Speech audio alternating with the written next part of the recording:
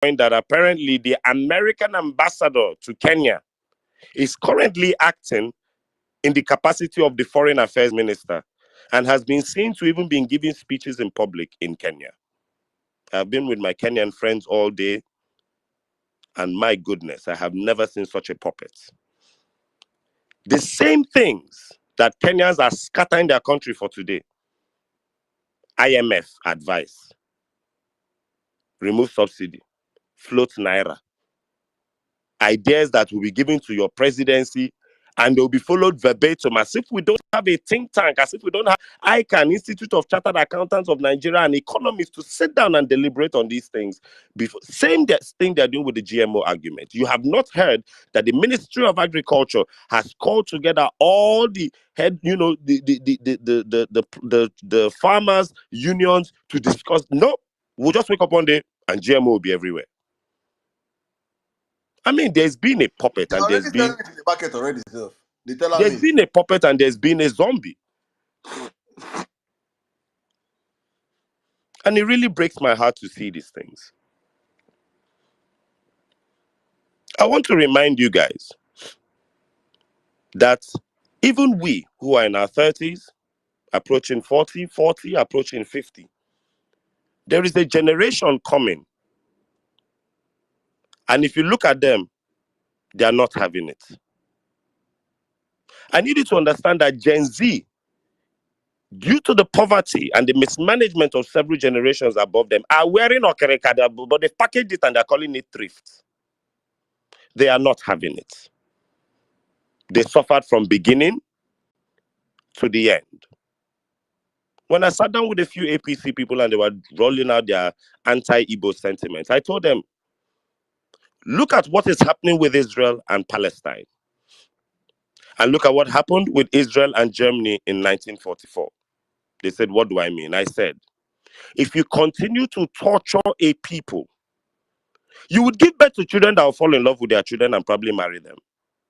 You give birth to children that will look at you and say, why have you been torturing these people for so many years, and have sympathy for the people, for your enemies? Or you give birth to children who will choose to not even be involved at all. On the other hand, your enemies might give birth to children who might be more revengeful than they are. They might give birth to children who might fall in love with your children and actually kill whatever fight you've been having for generations. Or they might give birth to children who might not be bothered. These are variables that will happen on both sides. Hitler killed the Jews. The world understood and was on the side, fought on the side of the Jews.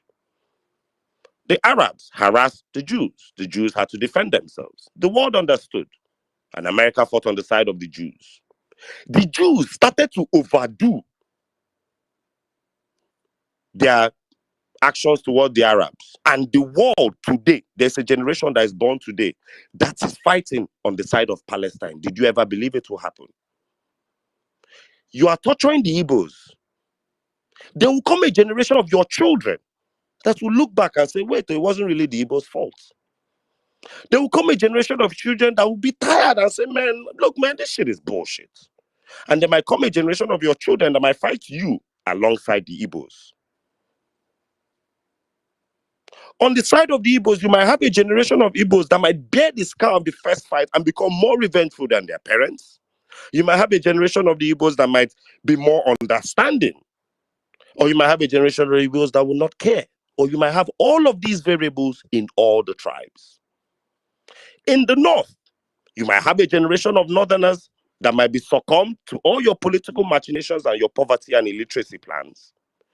Or you might have this new generation of northerners who have social media.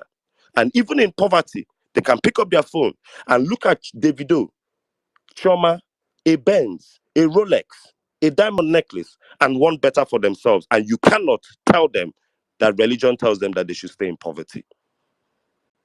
You will have a generation of northerners that will take trailer, come to Lagos, ride Okada, get small money in their pockets. And if anything sends him back to Taraba, or back to Zamfara, or back to Kano, and you tell him about Sharia, he will tell you that in Lagos, do you know you can pay for sex with women? It will no more fly. The British carried their leg from UK and walked around the world and were marching into people's countries without immigration. Today, people are walking around the world and marching into Europe without immigration. True or false? Time and seasons. Nigeria, if you tell yourself that they'll, hey, Nigerians will not protest because the Yorubas will say it's an Igbo protest, or the Ronus, there will be that hunger that will beat Nigerians. I am telling you, when Obedience marched from Stadium to Ojuelegba to Mende, the boys that they brought out to beat out saw the crowd, then joined us. They first sat by the side, asked us for drinks, then joined us, and we were playing music. The same touts. Kenya police fought Kenyans till they saw that the Kenyan youth are smoking tear gas. Police don't they run. Kenyan youth are now so mad that they're inhaling the tear gas that you are throwing at them. Kenyan snipers blew up somebody's head, and this evening they caught the sniper and beat the shit out of him. Kenyans have burnt down the nightclubs owned by rich Kenyans. Somebody is living on one of the most popular streets in Lagos and he's telling himself the day it will hear, his house is not easy target. Look, we tell ourselves Nigeria is sitting on a keg of gunpowder. Then when you tell Nigerians that your neighbors are exploding, or Nigeria might explode one day, somebody will tell you, say, Nigeria cannot explode, don't worry. What is Nigeria sitting on a keg of gunpowder, or is Nigeria sitting on mattress? Let us accept one. I remind you, NSAS lasted 12 days and there were no Twitter spaces. The next Nigerian uprising will be televised. You go open Twitter that day, you go see Twitter space. On space, you get 6 people. We won't protest on one street. APC go see Twitter space, then go jump, they no go know where to start. 50,000 Kenyans on one space. But we go there here. Saddam go pray, swear, Kosona for retweets. It's all right. Ndị chọrọ a better Nigeria. Kenya timeline, liberating their country. Nigeria timeline, Chivido. Anyway, we can chew chewing gum and walk at the same time. I will take us to something very important, especially if you're a northerner here. You need to be very careful about the type of rulers you have in the north, and any northern space that is discussing anything abstract apart from what is in the headlines, especially spoken by northern rulers, has to be very careful. The Sultan of Sokoto said it will take decades for the Northwest to be free from the menacing security challenges. He said this at the inaugural Northwest Peace and Security Summit. The Sultan said what we must do is challenge these bandits because we all know the consequences of banditry. But it will take decades to get out of it at all, if we get out of it. And I said,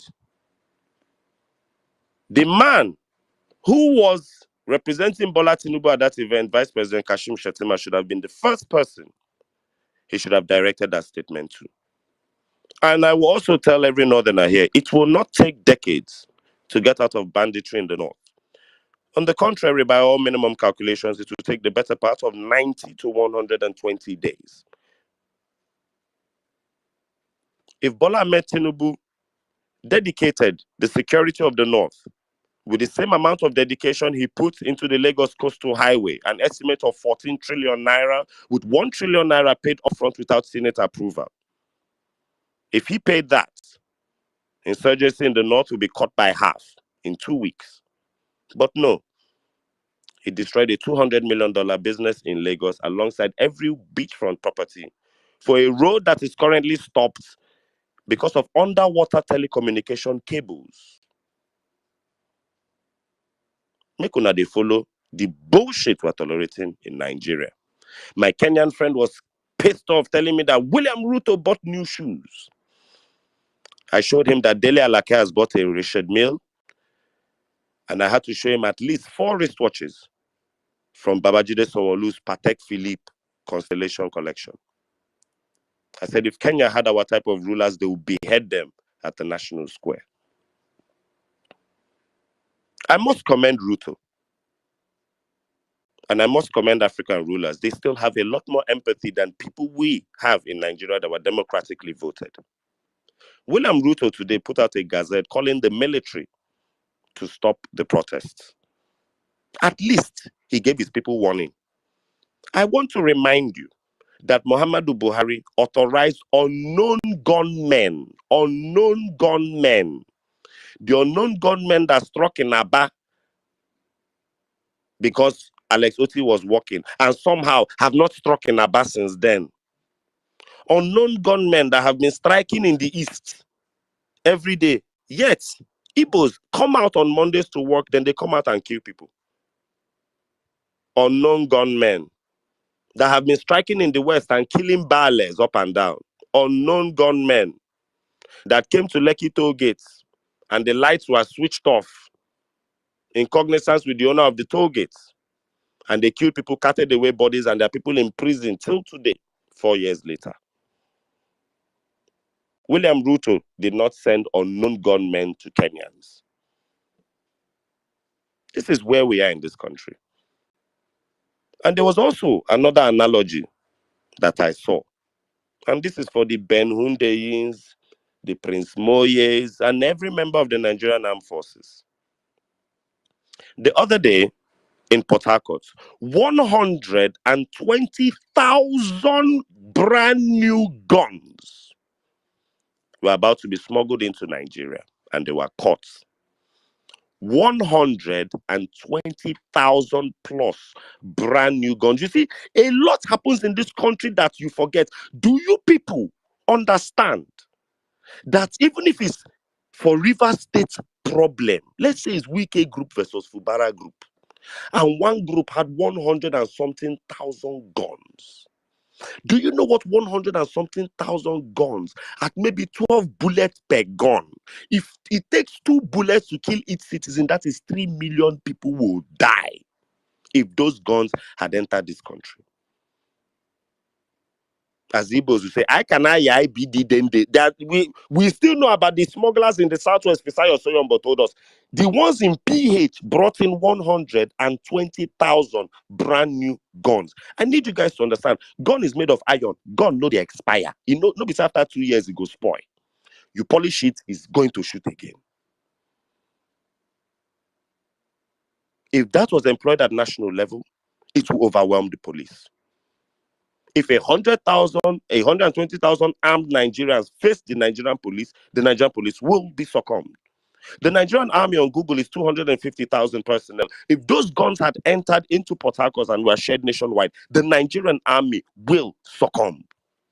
So for all you idiots, because you guys guard the Nigerian politicians and all of them. So when they smoke loud, they share with you. When they are tired of their Rolex, they dash you. They help you upgrade your phone. You think you are part of the elite. The day it goes shele, Lord knows if another 120,000 guns entered, but you people caught the other 120,000. The day it goes shele, my hand no go there. I want to just remind you in my closing statements that 50,000 people attending a Twitter space is also very humbling for those of us on the violent space as well.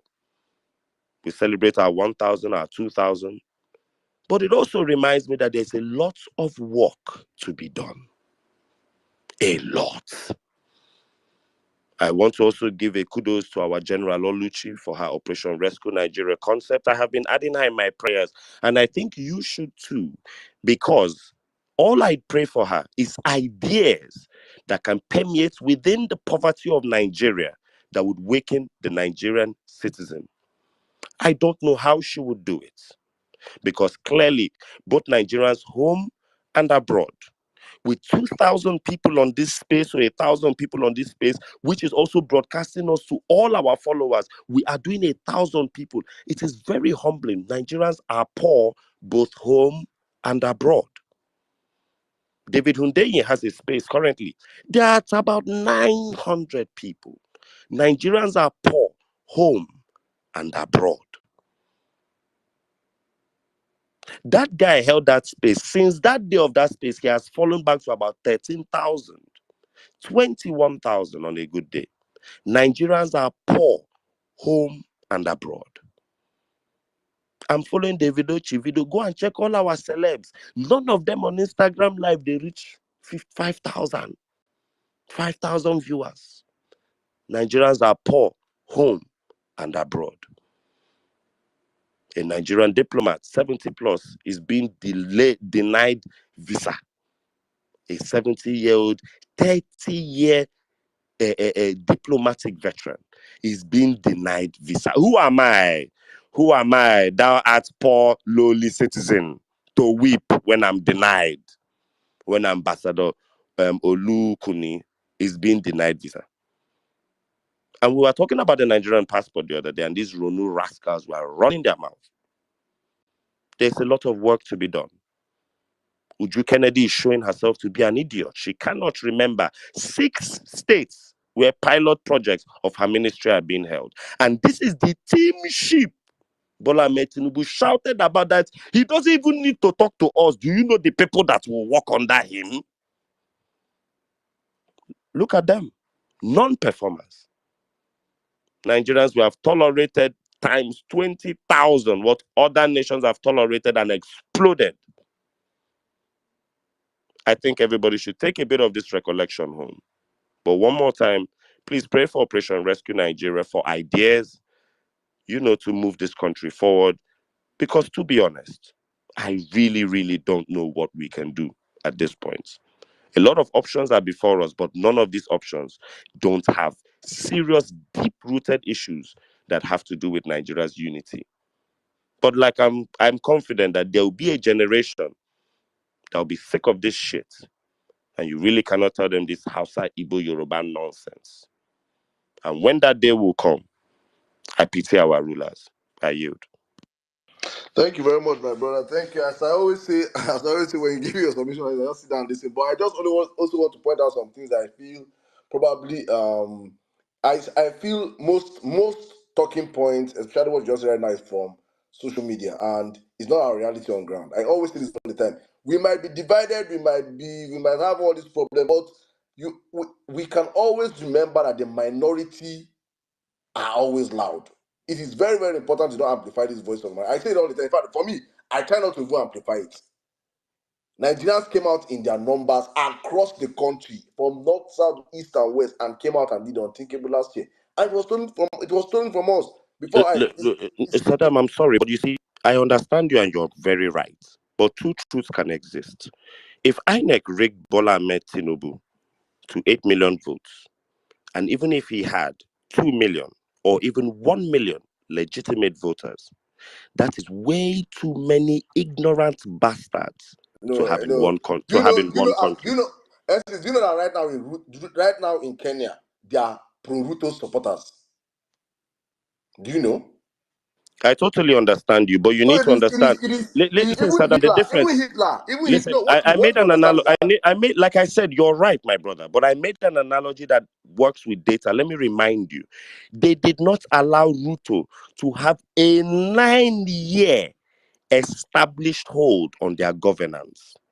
The APC supporters are in the minority, but APC members in powerful positions of governance in this country are in the majority. They were given a 9-year head start ahead of all of us.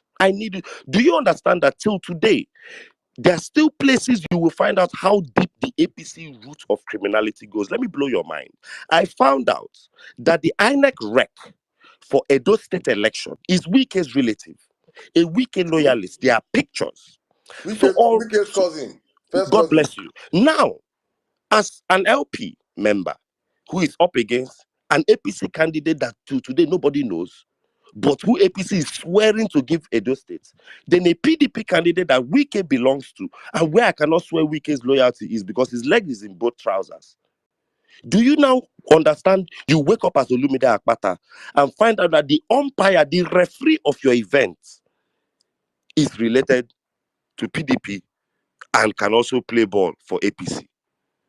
So the structure of criminality is so heartbreaking, Saddam, I want to remind you, don't let us always remember numbers. Every time you go to a Reno Mockery post to all these posts everywhere online and you see the comment section, it proves to you that well-meaning Nigerians, intelligent Nigerians, obedient Nigerians, Nigerians that hate the APC are in the majority. But when boots on ground, when actions happen, it shows you that the people in governance who kiss ass and who support APC and the majority, all of Nigeria does not want the national anthem changed. The national anthem, is it not changed today? All of Nigeria does not want Tinubu buying a brand new set of private jets. The jets, have they not been bought today? All of Nigeria agrees that we don't need him buying a 5 billion yacht. The yacht, is it not sitting in the wharf today? So numbers have no emotions. It is sad, but I honestly hate numbers for that. So So please remember, I think their supporters are in the where minority, but in power they are in where the I'm coming from, then majority. That is what we we should be need. pushing this conversation towards citizens' action, not God amplifying bless the voice of you. you have brought it from the angle of power. God And bless I you. can understand if we are pushing this conversation towards citizens' action. The majority taking up, standing up to their power, But the way the conversation was going when I was listening to it was like we amplifying the voice of the minority. Minority does not necessarily mean No, no, in no, power. no, So no. I wanted you to get clear, Where I'm heading is that But you should go on, okay, please. now I know you're fair, so let me allay them. Let me just make one very powerful statement. Dear Nigerians, never be afraid to protest. There is something the APC is doing to us, gaslighting and microphoning. Gimba Kadanda and Bashiru Ahmed had a quarrel the other day on Twitter, and something snapped in my head. Gimba accused Bashiru that that Buhari Media Council was a building where grown men and women were paid to sit down, go online, and argue on behalf of Buhari. I don't know if anybody understood that thing when they were going back and forth over the BMC part of the argument. Do I look like someone that will be sitting down, going online and be fighting people for Buhari? So, please, Nigerians, the new fear we have, and I want to allay this for everyone who has been thinking, the new fear we have is that if we start protesting now, will Tinubu them, they'll now bring their Ronu protesters. Let me give you a number that will even comfort you. During the NSAS protest, Lagos state government, the best they could hire was 2 buses of Agberu. True or false? Let's work with numbers. Saddam, true or false? Yeah, we all witnessed it now, The bro. best they could hire was about 3 Land Cruiser Jeeps of DSS officials. True or false? So even for our government, they are so daft that they don't even understand that if you call an election campaign today, you'll be able to fill up Teslim Balogun Stadium. But if Lagosians protested today, you, the Lagos State government, cannot bring out 20,000 people to march on your behalf. You tried it during NSAS, and the best you could get was 2 busloads of Agberu. I'm telling you. So any day this protest will happen, Saddam, I am not bothered about the minority. I am not. The only thing I'm telling So Nigerians is that that's where I'm coming from. the So we should last just card they amplify. will That's play. why wait first, and Yeah. just wait first. That's why I'm telling you, do not amplify their conversations. Don't amplify their talking points. If we keep because you were saying a generation will come, why not our generation? Why wait for a generation? We No, will no. do That's it. what I'm saying. I said Our if generation listen, we're focused if on our the generation does not, mundane. We should stand David, up, our brother. Saddam, you need to understand, Gen Z is here. Oh. Gen Z is here. I'm just telling our generation, say, even if we no run the kind of problem we are giving our seniors, Adeboye, the amount of insult Adeboye has collected since obedient movement started, he hasn't collected it in his life. So if we no run we will be obvious, we'll be 61. 30 years from now. Another look, that's why I'm sending this alarm. It's a person where they announce warning. They announce warning, say, if it happen today. If they announce warning based on say, if it not happen today, if it happen tomorrow. The Gen Z that is parrying in Kenya, is it that they've not born Nigerian Gen Z? Nigerian Gen Z, they don't born them already. They here now. Then they here be the no day. So I'm not talking about They the play generation bet that is Naija, still coming. They do bet Naija. They don't worry yourself. They can chew gum and walk. The date will happen. Nigerians go they protest, they play sporty bet for the protest ground. Don't worry yourself. So, Don't bro, worry yourself. I think let's bring in people inside now because I all I just yield. wanted I just wanted to make sure that we start bringing the conversation towards No, I like that you came to action. clarify that, and it Yeah, so also gave maybe me, because these Ronu bandits, they know this. One person will get 10 accounts. Only I go do and go retweet himself. They like himself. They Saddam, highest. I said by comment himself. numbers and by data, highest. There are 3 busloads of them in real life. And You also get by the BMC numbers and data, highest. There are a bunch of them in one building collecting salary, tweeting from multiple stream farm accounts. Simple. on that round space I was on Saturday. This man Bashar Abiy he did there. All those political elites from the north were on that space. If you see how some of the northerners that came up on the space were in fact, since one just saw Bashar and requested for the mic and came up. All you useless idiots that we collect SA positions and we come and be telling us nonsense. You're eating well, Nigerians are suffering, northerners are suffering. It is important we start knowing that we, the people that are discomfort with the current system in Nigeria, are in the majority. And let's amplify our wins, amplify our voices. This minority, for me, we don't send them. If we beat for streets, one-on-one, then go know how far. Let us think lessons, think actions. If Kenya can do it, Nigeria can do it times 10 times. That's what should be on our brains right now. If Kenya can pull this off, why shouldn't we? Why? Very, very, very important. Let me bring And one Nigeria anybody to feeling that conversation right tribalism now. and bigotry is what will be their saving grace, there will come a unifying factor, which will either be sakpa, hunger, or poverty. I yield. 1 minute, John, please come in right now, please. If you can hear me, please come in right now. Thank you. Yeah, Please, yes, guys, all right. don't forget we'll be having we have some of our GMO experts on the platform. We'll be talking about GMOs also, but it's important we drum in this Kenya conversation also. With us in Nigeria right now is the GMO, the lives of our people. Very, very important. We do not push this conversation to the back as we always do. 1 minute, please come in right now. Okay, Shags, try to. I think I don't know if it's your phone, but Yeah, Sheikh just will be leading that conversation with the GMO. Sheikh, mute your mic, please.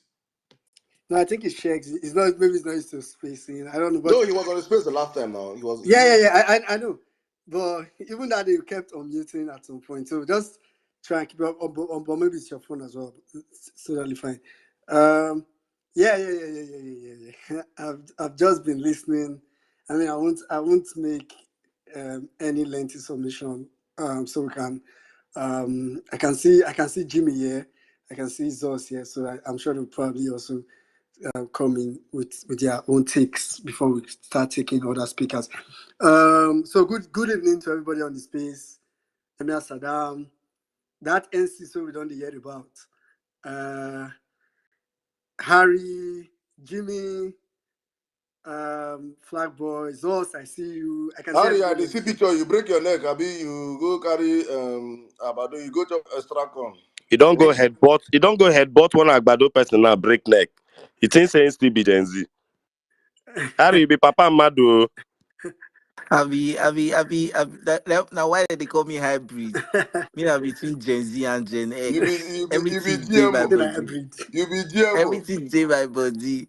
No, but don't worry. I will Harry, give that the Harry, gist later. Maybe by Christmas. Harry, But don't no, they use worry. something to deceive yourself. Say you still be Gen Z. Go born follow Eki. No, they call the deceivers for you. They play for there. You see, say Gen Z not they born nowadays. Oh. Get one of my guy with they 20 years. He don't born like two. Me they play cash up right now. And in the Nigeria, oh, and they wonder how until they survive, man. Okay, na napkin. No go use pampers be that. No, just go straight to napkin. Anyway, quickly, you know, first of all, like I usually do, just to remind you, I see we are more on the space compared to when Saddam was making his submission, which is usually the sacrifice. Saddam's submission is usually the sacrificial lamb to hit the space up to momentum. So in case if you are just joining, um, and endeavor to repost the space. It's quite simple. Click the comment button. You see a repost arrow to arrow button. If you don't know that, it's very simple, sure. But just find a way. Play around your phone. You see a way to retweet or share the space, and share it so I can get probably other people here. Not really for the sake of numbers, but for the sake of expanding these conversations. That's why. So quickly, I don't know actually your submission. Do you know towards the end of Saddam's submission to the beginning of NCC's submission, I was writing one mail and one memo. You'll be like say NC submission be like music to my ears. Like it just as I listen the type, I just listen the type, it just they go. It just they go like say, I saw the thing, I said, I thought normally I would not be able to focus, but the way I was listening and I totally, I totally got your submission. Um, what is I think I already made reference to what's happening in Kenya. Personally, I'm jealous, right? I think I try to also remember NSAS and kudos to everybody that got involved in NSAS and rest in peace to those that lost people. So I try to also remember NSAS. So I mean I want to give credit to those guys as well because it kind of reminded me about NSAS to a large extent. I've seen a couple of the videos in Kenya. What I think is outstanding for me is the resolve. And it's almost like individual resolve. It's almost like everybody, and I'm talking about lessons. Like it's almost like everybody has resolved individually. I don't know if you understand. Like it's not. It's almost like you know, everybody have decided that say no to this. Like we know. I personally I don't want. So when I add my I don't want to the other person's I don't want to the other person, so it becomes we don't want. But because I'm more interested in it personally, I don't really care about what the next person thinks. That's how I see it.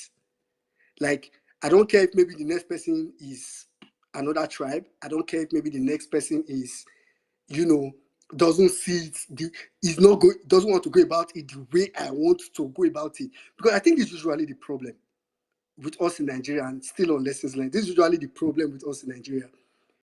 We are not resolved about what we want. So things easily come to distract and not just distract, things easily come to shake our foundation. So there's really no foundation for many of let me say this.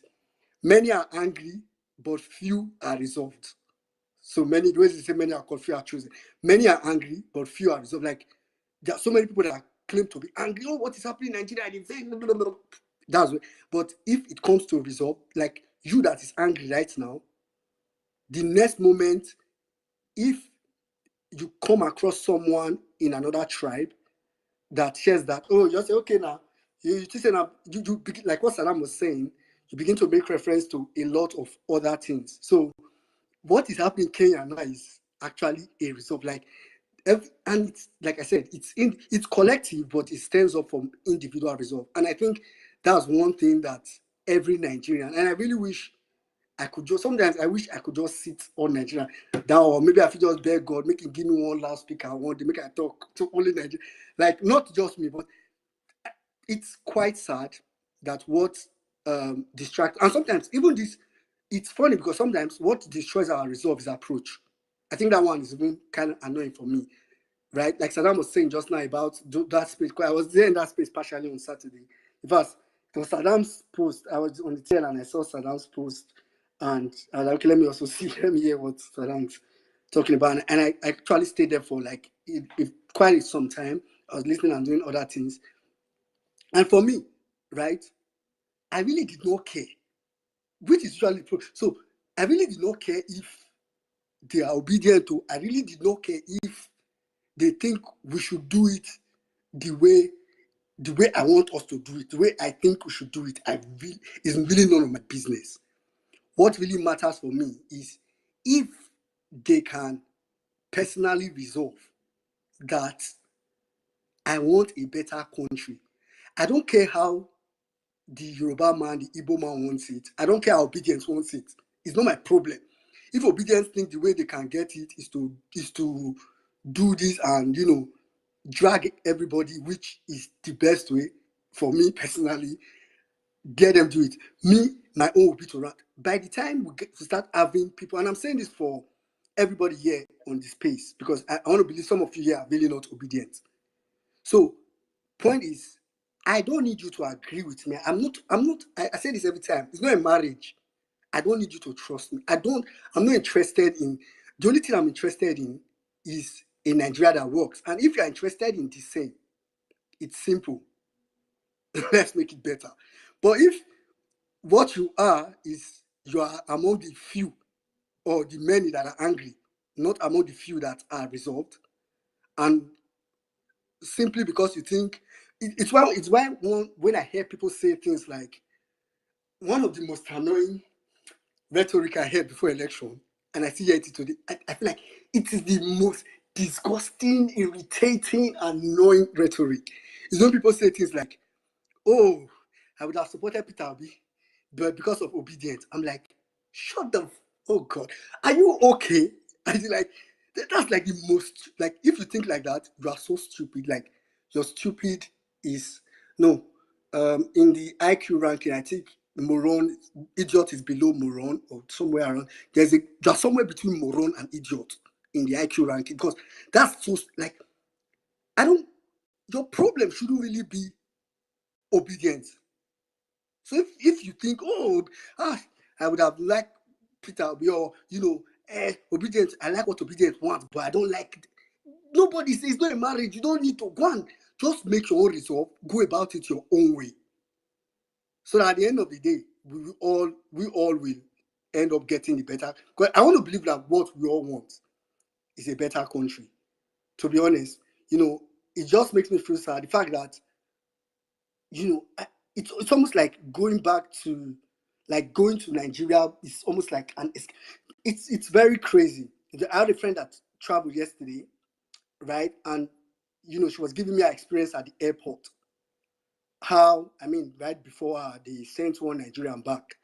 And when it got to her turn, the immigration process was so crazy. And this person said she saw the difference in the views of how they attended to Nigerians and how like, if it's any other person. In fact, she said there was someone in front of, as in somewhere around, maybe in front or back, I don't want to be precise, that had a blue passport. We all know what a blue passport is, and also had a green passport. So apparently the person was a Nigerian and a US citizen, basically.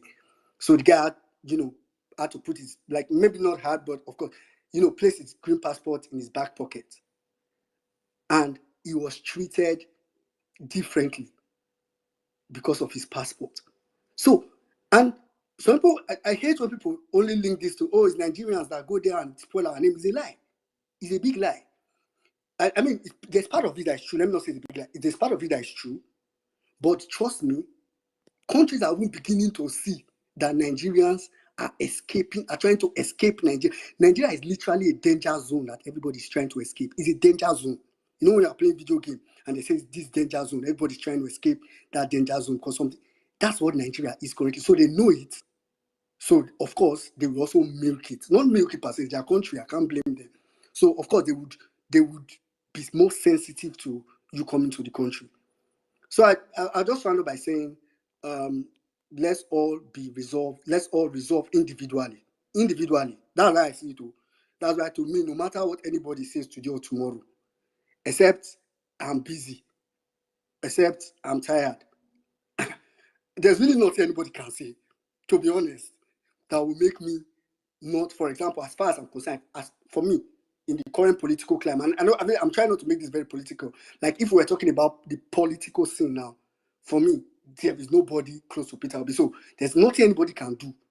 Even if I'm obedient, I'm not interested, because personally, I am interested in a Nigeria that works. So let's all resolve individually, and maybe at that point it can become collective. But even if our approach is different, go about your approach. But that's why that space that I actually like. I like, the truth is, there are some things that were said on the space that may have looked like fire shot at obedient. I would like to, if you're on that space, there are things like look like a fire shot at people. No, but I thought it was not only obedient or only Labour Party. The fire shot at every party, and I was like, okay, it's fine. I totally agree with you. So it is. I'm not interested in the approach. I'm just interested in what comes out of it. So then lastly, of course, the GMO, I'll just stay to hear from the experts, so I won't make reference to it. For those state elections, Saddam have said it. Now beg, I beg. I beg, you people should come. You're already supporting us. Let me not say come. So we still need a lot of support. Thanks to everybody that um, came through on Thursday last week. I know some of you, so don't think it has ended. Like I said, I'll personally be reminding you. Apologies if I reply to your DM late. It's just that most of the time when I leave the space, immediately I leave the space, I'm probably going to another thing, or I'm rushing to go and sleep because I have to wake up very soon. So um, please, my DM is open. So send me a DM. I can link you up. That's if you can't get switch out, right? Send me a DM. I'll find ways to get you to switch out or send you the details. And like it's very important. And this will be fully monitored. But it's very important that, like I always say, you don't necessarily need to contribute money. Personally, I prefer if you can pay for materials for Edo State. We can give you a printer's number. Don't contribute the money. Like, let money contribution be your last resort. Like, if there's a way you can link up with the printer itself, that would be, for me, I think that would be best. Or you can even make the materials. If you need a template, tell me. I'll get the template of the material. We'll send it to you. You send it to your printer to print it, and can find a way to organize how you can get to Edo State. That's, so, but it's very important. Please, please, please, help, help. Edo State needs help. All right, I'll develop my submission on that point. All right, thank you very much, my brother. Thank you very much. Wonderful submission as usual. Guys, please, at the top of the hour, by 10 Nigerian time, we'll be starting the space with our invited guests. We'll be talking about GMOs. We'll be having experts on GMOs come talk to us. People that have done deep research on GMOs itself. I think if you're here on our space on Thursday, one of them, the co-founder of the Center for Food Safety and Agricultural Research, he was here with us and he will be back here with us also today. Also, Mr. JC Okichuku will be here. I think if you have been on social media, you would have known the handle. He has always been, and he's an author, an actor, a writer, so many things, and he has done great research on GMOs. I think he has one of those handles that brought GMO conversation in Nigeria to the limelight, and he'll be with us from I think from 10, 15 or so. So please, we'll be switching up the conversation, not forgetting that our minds are also still on Kenya. It's very important that while we're having these conversations, these various conversations, let's not forget our home, which is being infiltrated with poisonous foods right about now. But let me bring in Jimmy into the conversation right about now. Jimmy, my brother, good evening. How are you doing? You're welcome to the Violence Space. Good evening, Saddam. Good evening, everybody. I greet every single one of you, people on the listener section and the speaker sections. All protocols duly observed. I'm just gonna go straight to the point. I have a lot of points I wrote down, and I'm just gonna take them one at a time. Okay. So the Kenyan story. Um, we did a space yesterday, myself and Trudeau. We did a space yesterday, and it was based on the happenings in Kenya. And before then, I took time to read about the happenings. I watched a couple of documentaries and backstories, interviews with different people based on what is going on. And at the same time, I was attending a couple of their spaces to learn what they're doing. And based on that, here are my findings.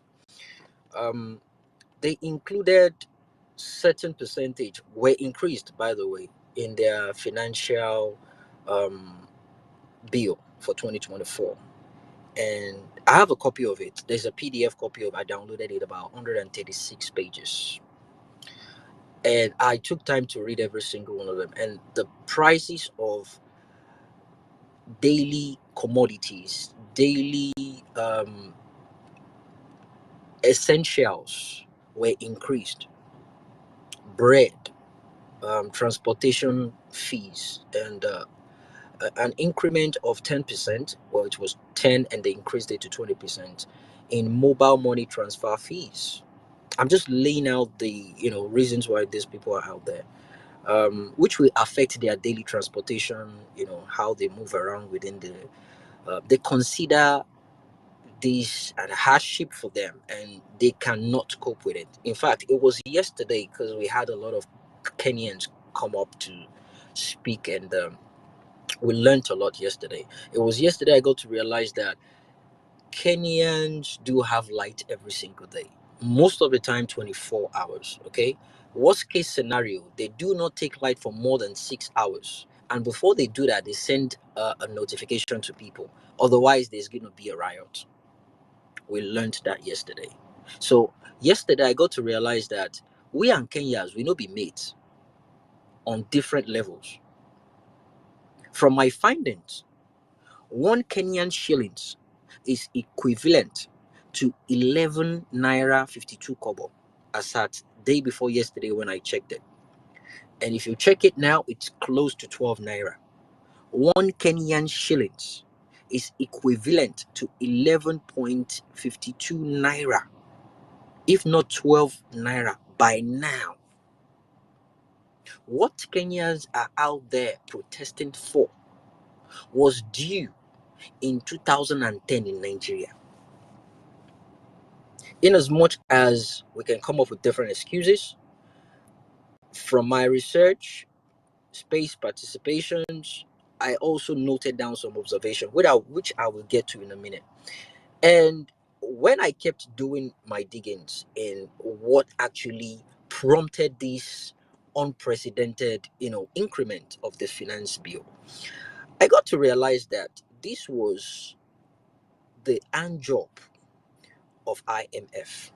That's the International Monetary Fund. This is the job of the IMF. And it dawned on me that IMF have been designed specifically to make sure Africa does not develop. That is a fact. You can go and Google it. In fact, there's an article that came out in 2023. It was done by AAI, that's Action Aid International. And the report finds that the IMF has been imposing unprecedented policies in Africa that has negative effect on health, education, and development. On health, education, and development. Their funds are based on conditions on those three things. They will give you policies to cripple your health sector, your education sector, and your development infrastructure. They will give you conditions to cripple it. And they know that we have greedy leaders. We have stingy bastards leading us. What they are all about is just the money. They don't care about the damages the policy is going to be on the citizens. They do not care. And they keep doing this. In fact, between 2020 to 2022, the IMF has spent over $50 billion in Africa. That is a total of 60% of what they've spent in Africa between 2002 to 2020. 60% increment. These guys know what they're doing, and they're doing it deliberately. And I also said it yesterday. You see, it's like there is a textbook in a specific library, right?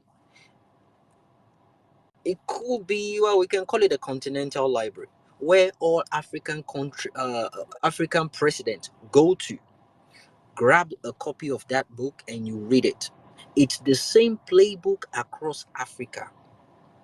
What we're seeing going on in Kenya right now is exactly what we went through during NSAS, during the election last year. It's the same goddamn playbook.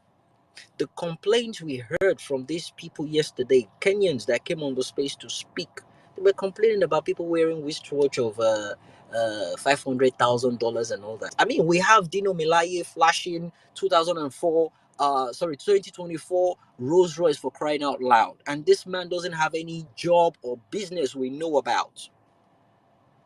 2024, that's gonna probably be the fourth Rolls Royce he has. They were preaching to the choir yesterday. Because what we are going through in Nigeria right now, combined all other African countries has been through it. Combined, they've been through it and we are still standing. We do not have any limit. We don't. We do not have any limit whatsoever. And when I say the same playbook, they come out with every propaganda. In fact, they have one of their own, Lai Mohammed. I call him their Ajuri Ngulailai. Their own, they have it. His name is Isaac Nwara. And he came out to talk nonsense, addressing the press, saying the protest is politically motivated. The bill has been amended, so therefore, whatever it is they are seeing the people do now is being motivated. Did you see the amount of people that came out across the country? Tell me how much they're going to pay individuals just to hit the street. Just give me an idea. They will do anything just to downplay the actual reality on ground. But people didn't buy it. And it also dawned on me that when they started this agitation, it started on Twitter. In fact, the least space, the least amount of audience they had on different spaces, the least was about 5,000. They had it up to like 55,000 people listening to them. And you have people, you have Kenyans coming to speaker sections, and they were telling others, they were telling diasporans, please, we need your help. We need your help. We need your help. And they kept asking them, what do you need us to do? Just to help us tweet about what is going on. Just help us retweet about what is going on. Help us with the spaces. Do not stop. Keep spreading the noise. They were chanting, they were asking for help all throughout the weekend. And that was what they were asking for. By the way, they had different tribes in Kenya. I never for once heard any single one of them asking for money for transportation for them to go to a protest ground. None of them were asking for money for t-shirts, branded t-shirts. None of them were asking money for jollof rice or DJ. None of them. They were not bothered about that. Are you seeing what people are doing today? A particular guy stole the show. He couldn't probably afford a t-shirt. And he grabbed a sack and with maybe permanent marker, he wrote it. If I die in the battlefield, tell mama I did my best. How patriotic can that fucking be?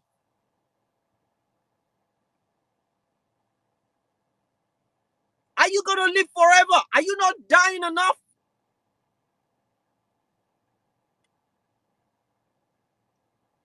They're sniping people from far away and they are still there. People ain't running away. They're standing their ground and they're chatting. I was in the space 2 days ago. They were planning what they were going to do. One of the documentaries I watched over the weekend, I think it was on Saturday or Sunday, I heard them shouting, chanting, bunge, bunge, bunge. I don't understand the freaking language. But someone interpreted it that meant parliament, parliament, parliament. In the interview, they were saying, we are taking over the parliament. This was on Saturday. We are taking over the parliament. They said that. They knew what they wanted. They had a target. And they were focused on that target. And they achieved that fucking target today. They took the parliament. It's theirs.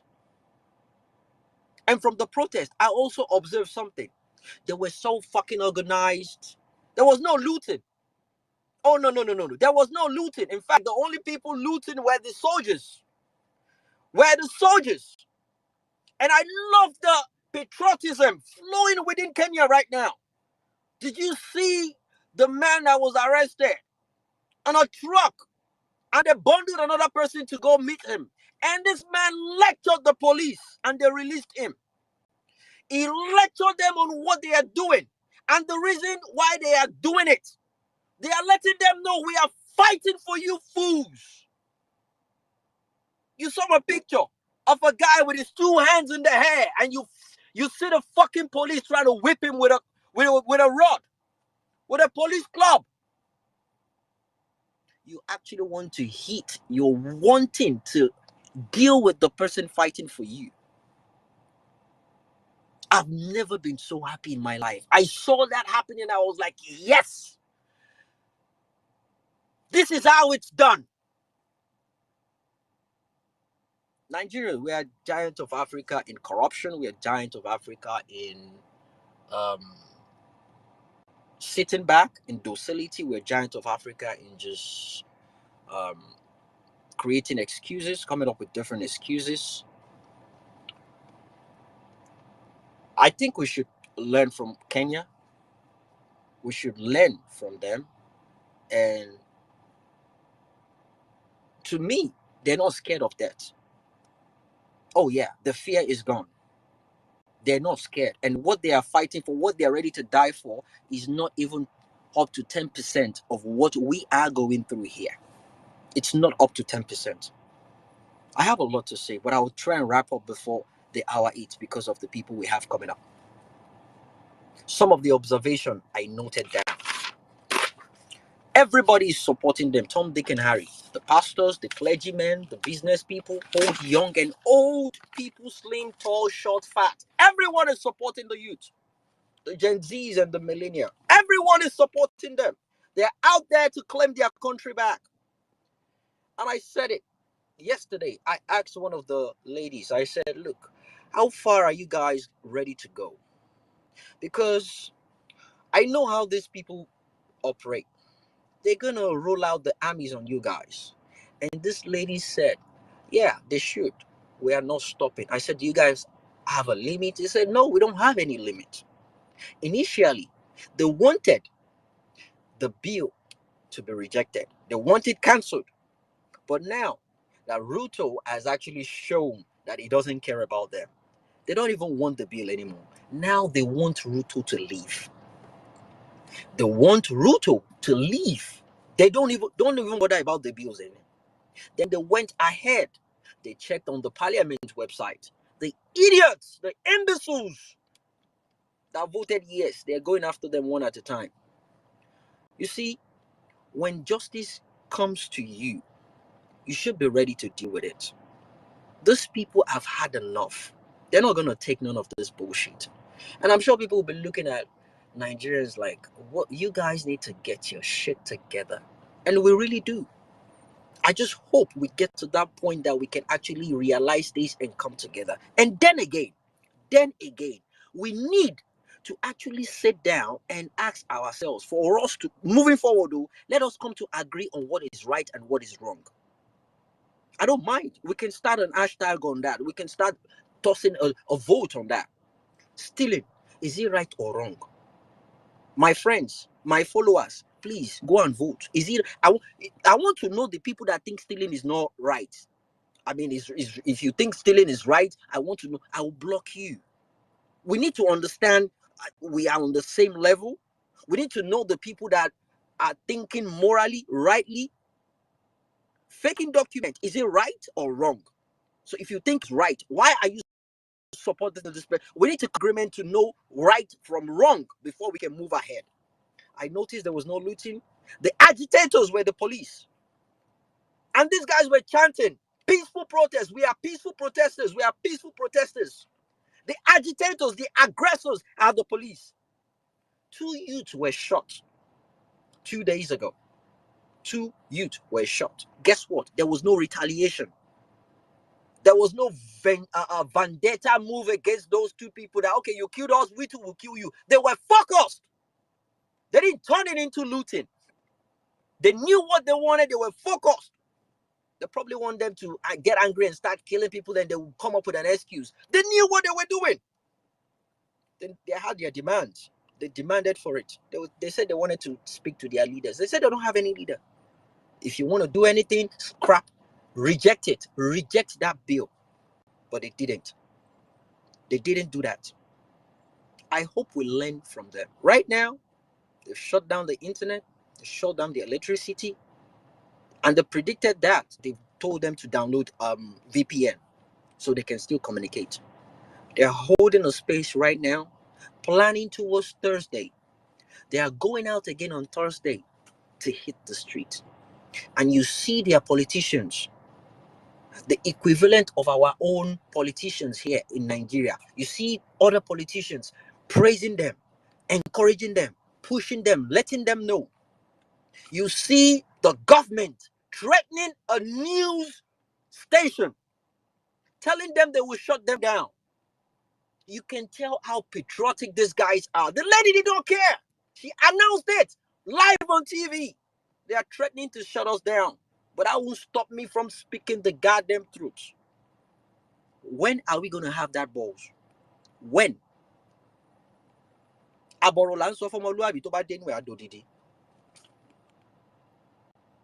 It is time to start showing workings.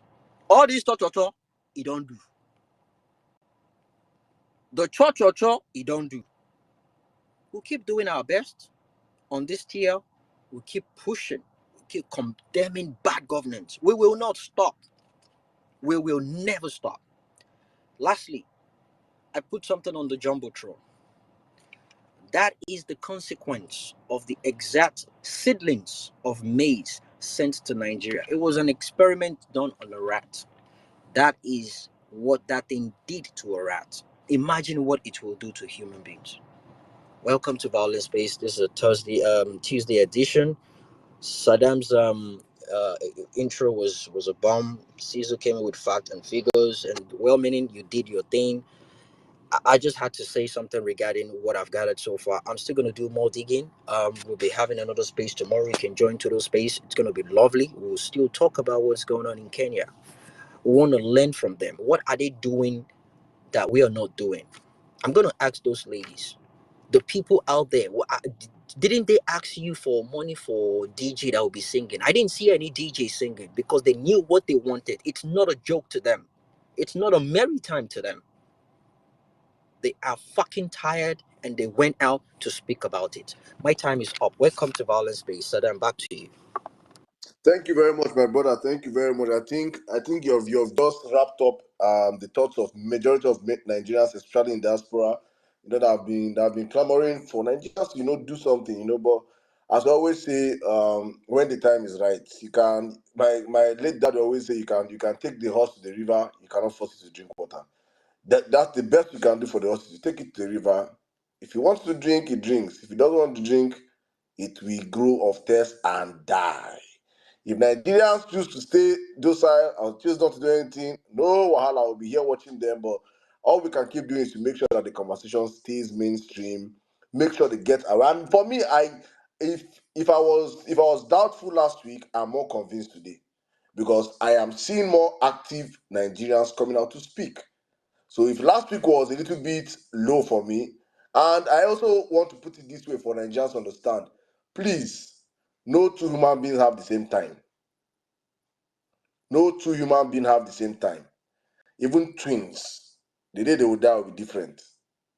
So if Nigeria have not stood up yesterday and other nations are standing up, we will still stand up at our time. Our own is to be pushing our people till we get up and say it is time. It is go time. But a time must come when Nigerians, except Nigeria is against the law of nature, except Nigeria is working against the law of nature. As long as nature stays, as long as it is nature, a time must come when enough is going to be enough. Because you see, for criminal politicians, they don't know when to say no. They don't know when to stop. They don't know when to stop. Hopefully, Nigerians will stand up as much as I say in our generation. Let's even say our children's generation. I hope it happens in our generation. I hope it happens in our time. If not, we'll keep going. Thank you guys for the conversation so far. I think we're going to start this space immediately with the GMOs. I think we're going to bring in I think Jesse Okechukwu, I see in the listeners. Please do request the mic when you're ripe. And let me bring you in right now. So you could just bring in I think allow one or two speakers, and we'll bring in P-Shegs. Or we should start with P-Shegs, please. I think he has been here for so long. It's important. It's important we start the GMO conversations. Very, very important. All right, guys. Thank you for sticking with us on the violence space. Let's have a wonderful conversation. We're talking about GMOs. We're talking about and please look at the jumbotron. Jimmy posted something there. For those that don't understand, if you want to do any, if for people that are in the science the scientists, they will tell you, if you want to take out any experiment on man, they always use rats. I think we have a similar digestive tract with rats. I don't know what it is. I don't know whether because maybe we are both mammals or something. The scientists can explain better. But if you want to test whatever you test on rats, that rats of that's why I see rat poison. Now they kill man. What to keep Salam, rats? that's why they call it lab rat now. Lab rat. Lab Lab rat. I was gonna rats. say God that. bless Yeah, you. that's the phrase, lab rat. Thank you very much. Thank you very much. So you see, say my knowledge of science is this small. I cannot vie for Minister of Science in Tinubu's world. When I start to go. But A please, let's lawyer get is serious. minister for aviation. Don't worry yourself. But getting serious, please just check the jumbotron and see something for yourself. This exact maize was fed to rats, and see for yourself. That's where we are as a country. To understand, and it is selling in the market right now. The maize is selling in the market right now. The problem is that maybe it will take mice few months to die. As a human being, due to our immune system is higher than the mice own, we have more organs than the rest. It will take a longer period, maybe 2, 3, 4 years. But when you start seeing prevalence of cancer and the rest, it all has to do with what we have been eating as a people. Let me circle back to you. I think you run it better than I do. So please, and just let's okay. Thank you, Yeah. Mr. JC. JC is here. I think, guys, please retweet the space, share the space. We are about to have a conversation right now. Do not miss what's about to happen right now. Please get people into this conversation. We have wonderful Nigerians, people that understand what is going on right now. I think we're going to start with B-Shegs, then we'll go to JC Okechukwu. But let me come to you first, please. Take it Yeah, away. yeah, yeah. I think I'll just go straight, like you said. Let's go straight to PSHEX. Okay, so welcome, Mr. JC Okechukwu. For some of you, I'm sure. For some of you, I don't need to. I don't need to introduce. You know who Mr. JC is. So, patriotic Nigeria by all standard. All right, but quickly, let me go to PSHEX, the GMO Thank you. person expert. Right. Yeah. Good evening, everyone. Good evening. And thank you very much, Emir Saddam. Thank you, everyone that has spoken before me. And I must say that this is this is one of the biggest, I think, one of the best events that I've been to of late. And I'm very happy to see very patriotic Nigerians here. A lot of people of like spirit, like mind. Thank you very much for having me.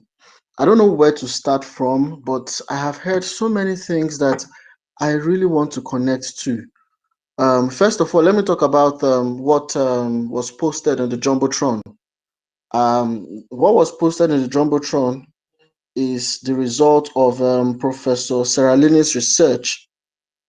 The result of Professor Seralini's research, and he fed those rats for 2 years, and when it was done, of course, you can see the result, tumors all over. I have a video. I could share the link to the video maybe after the class. And here's the interesting thing. Here's the very interesting thing about that particular research. Um, the promoters of Monsanto, of course, the promoters of GMO, they paid the press to discard Seralini's research. And they began to say that Seralini, his methodology was flawed, that he used the same species of rats in that experiment, and they began to try to mess up his research. That's why if you research extensively on that particular project, you will see a lot of naysayers. But some of us have researched very deeply to find out that the media houses who were promoting that, media houses and platforms who promoted that opinion about Sarah Leone's research were all funded by the same people that we're talking about, Monsanto. And one thing you should also know about Monsanto, of course, their new name is called Bayer, Bayer. They are not just the tool of Bill Gates. They also have some very top shareholders in that organization, BlackRock and Vanguard, two organizations that anywhere you hear those organizations run the other direction. BlackRock and Vanguard, please do your independent research. They own over 80% of all shares in America, both companies, and they own the highest shares in themselves.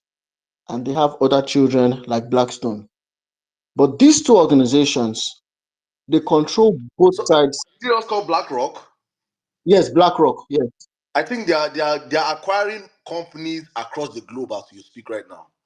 Let me bring it That's home. correct.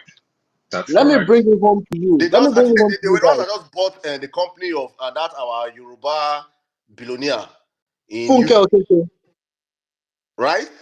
the main one. Yeah. Good. I was going there. I was going to bring it home. Now, um, so when you hear BlackRock, run the other direction. They own both Google and Apple. They own Coke and Pepsi. They own CNN and Fox. Everything. So when you think you're running from one and you go to the other, you're actually talking to the same guys. They own everything. And that's the reason why um, um, 50 TV stations can read the same piece of news because they have a command and control center which they use to control the economy of all nations. And these guys are now they are tightening their noose on Africa. There is a lot that they are currently, for instance, 2 years ago, they came under the company called Equinix and they acquired, now they own Equinix and they acquired Main One, our main source of internet in the country. Now, that it doesn't get back, there's no back end more than that. The tier one level of internet. And when they control internet in a country, they can do what they just did to Kenya, cut it off. Simple. And if you say you're not going to main one and you go to the one MTN is currently working on, which I think they are currently done, you will also be surprised that they are also collaborators in that project. If you go to the one Google is doing, Google's own is I think Equinox or something. I can't remember the name now. They also have a hand in there. So interesting times we're in. I think the only internet that is currently safe that is still owned by a Nigerian and is still safe for us is still Glow end to end. So I don't want to divert so far from GMOs, but I just thought to bring that in. Let me first. I started from Sierra Leone's research and I worked backwards, and I want to go into GMOs in a very interesting way. And I want to tie it to some of the things that I had already heard on this call. First, talking about protests in Nigeria. When are we going to get tired? You know, last month I was at the Unity Fountain in Abuja, and I went to organize what I could name a health awareness initiative. And that was actually a very subtle protest. If if you've been looking at some of the posts I've been using, you will see actual billboards where people carried and said ban GMOs and stuff. That was when it happened.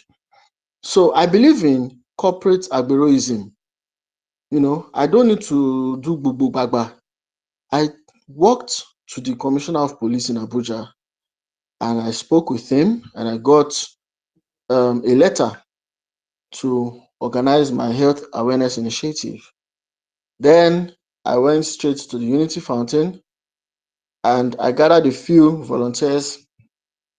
I printed the banners, and the moment we began to clock 15, 20 at the Unity Fountain, immediately DSS showed up. First of all, the police showed up. Different versions, different offices of the police started showing up. Now, if you know Abuja very well and you know the Unity Fountain, you know what that means. They started showing up immediately. Then the DSS showed up. Then who else showed up? I mean, there's so many of them. They just kept coming, different offices from the DSS. Then the presidency sent their own representative. Everybody said, by this time, I had reached over 40 people.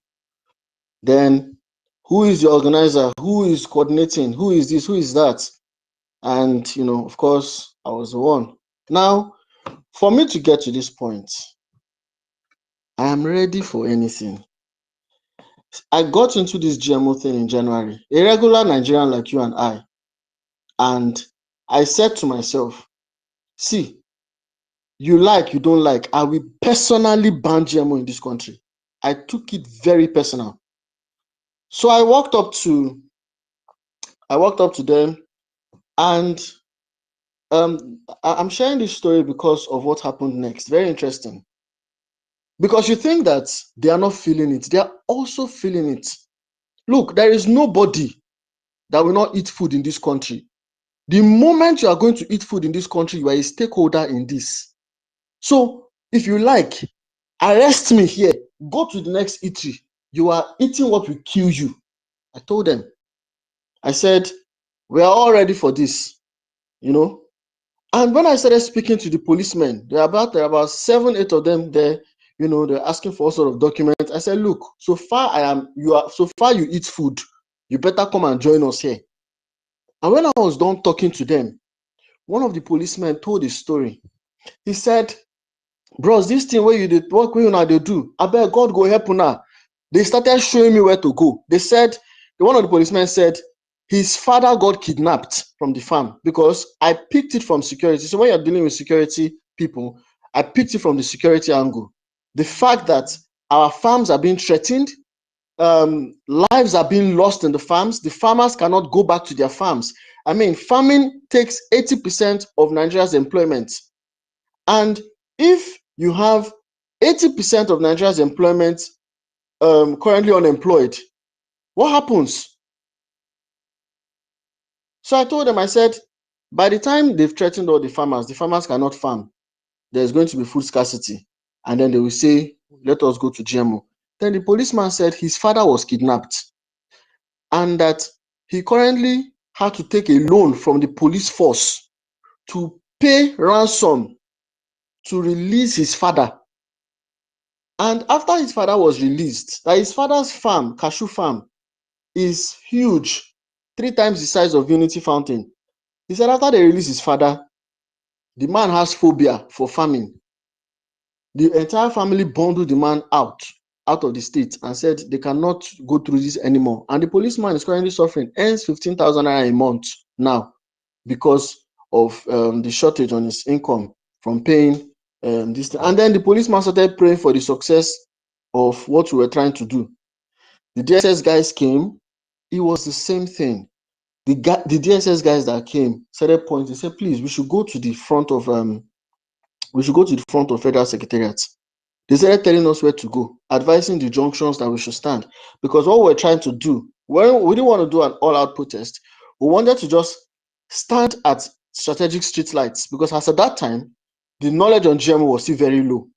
So we wanted to stand at strategic street lights for hours and just hold up the banner and then leave. And then when attract enough press people, like they came, the press people came, they interviewed us. The interviews are all online, you know. So I'm starting from there to let you know that we are getting to the point where we are getting tired.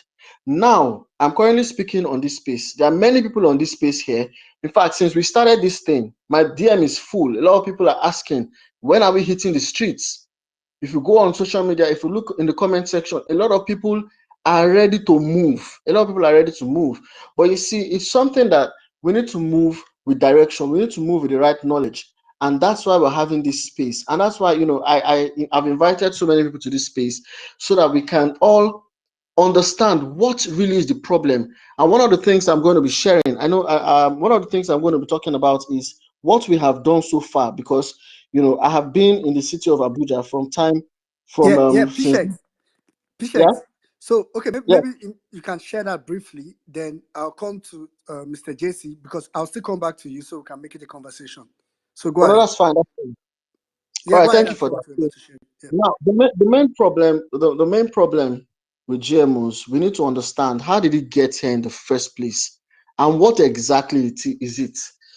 Now, first of all, of course, let me localize it to what it exactly is right now. Telomeres, the one that has, now there are three approved GMO crops for cultivation in Nigeria.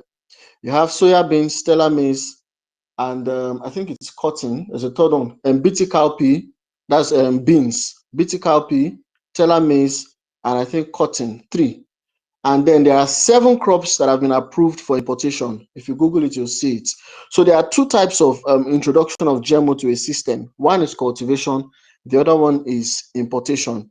3 have been approved for cultivation in Nigeria, and the other 7 for importation. And licenses have been given to several companies, including Chivita. Chivita, they have license to import GMOs. So many of these drinks you're drinking, you need to know that some of the raw materials are not they are not exactly what you think they are. So now this particular one now, Teller means it's running on a PPP project, public-private partnership, and it's been on for over 10 years. The parent project is actually water efficient maize for Africa. So if you start hearing our government people say things like, "Oh, telomeres was developed in a, IAR, Institute of Agricultural Research in Zaria. It was developed by Nigeria's indigenous researchers," they are telling you a blatant lie. In their own very document, if they knew that we were going to get to this point, they would have hidden this information. I will share it with you also. It started over 10 years ago from a program called Water Efficient Maize for Africa, and their plan was to develop drought-tolerant and pest-resistant maize crops. And they said it is royalty-free to small-scale farmers in sub-Saharan Africa. Now, we need to look into the meaning of royalty-free. Royalty-free, it does not mean that it is free. It only means that the copyright or intellectual property rights can be used without the need to pay royalties or license fee for each use, per each copy or volume sold, or for a period of time. So royalties are also a percentage of earnings that are paid to an intellectual property owner. What I'm trying to explain here is those seeds are patented, they have owners. So they are borrowing you technology. You don't have access to the technology. And who are the people responsible for this? I'll mention their names. Number one, the African Agricultural Tech Foundation, called AATF. They are in Ethiopia, Kenya, Mozambique, South Africa, Tanzania, Uganda, and Nigeria. Yeah. They are working in collaboration with all our agricultural research councils in Nigeria. Number two, you have the International Maize and Wheat Improvement Center. Then, of course, Bill Gates, Bayer Crop Science, that's Bill Gates, and then the Nigerian Agricultural System. And it is solely funded by Bill Gates and the US Agency for International Development. All right, I'll just pause here in a bit and then let's Yeah, hear from yeah, exactly. someone. Pishek, Thank you. I was going to say, because at this particular point you're saying, I think we need to come back to it. And for those that are just joining the space, so today we are talking about, of course, we've talked at length about lessons to be learned from the Kenyan protest, which I think Pishek has also made reference to. But we also have Mr. JC, Mr. JC Okechukwu here, of course. I'm sure some of you know him, but for the sake of introduction, he's a media consultant. I think the popular one we know him for is a filmmaker and actor. He's one of those people that I think have done enough work to not care, but they tend to care because they want a better country as well. So, Mr. JC, I'll just bring you in. Go ahead. Hi, everyone. A very good evening or good morning, afternoon to you, depending on where you are. I'm very pleased to be here.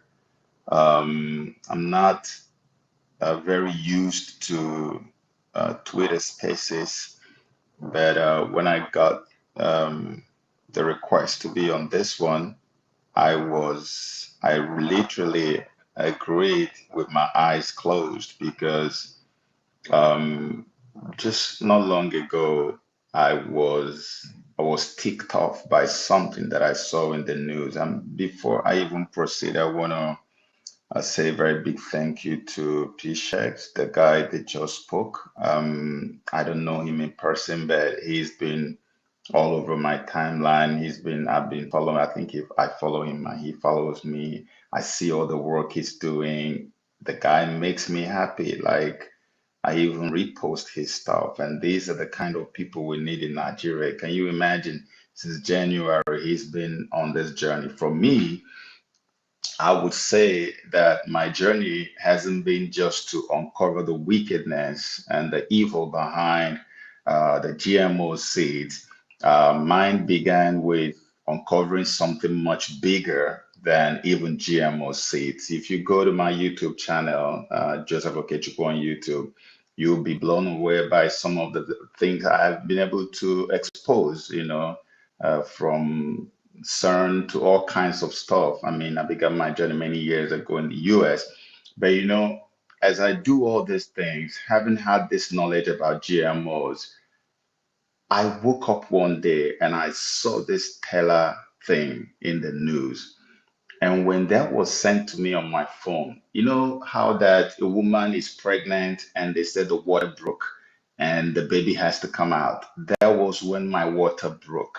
As soon as I saw that, and I said, no, no matter what it takes, we are going to wage a massive war against this evil. I have studied and researched Bill Gates for as long as anybody can imagine today.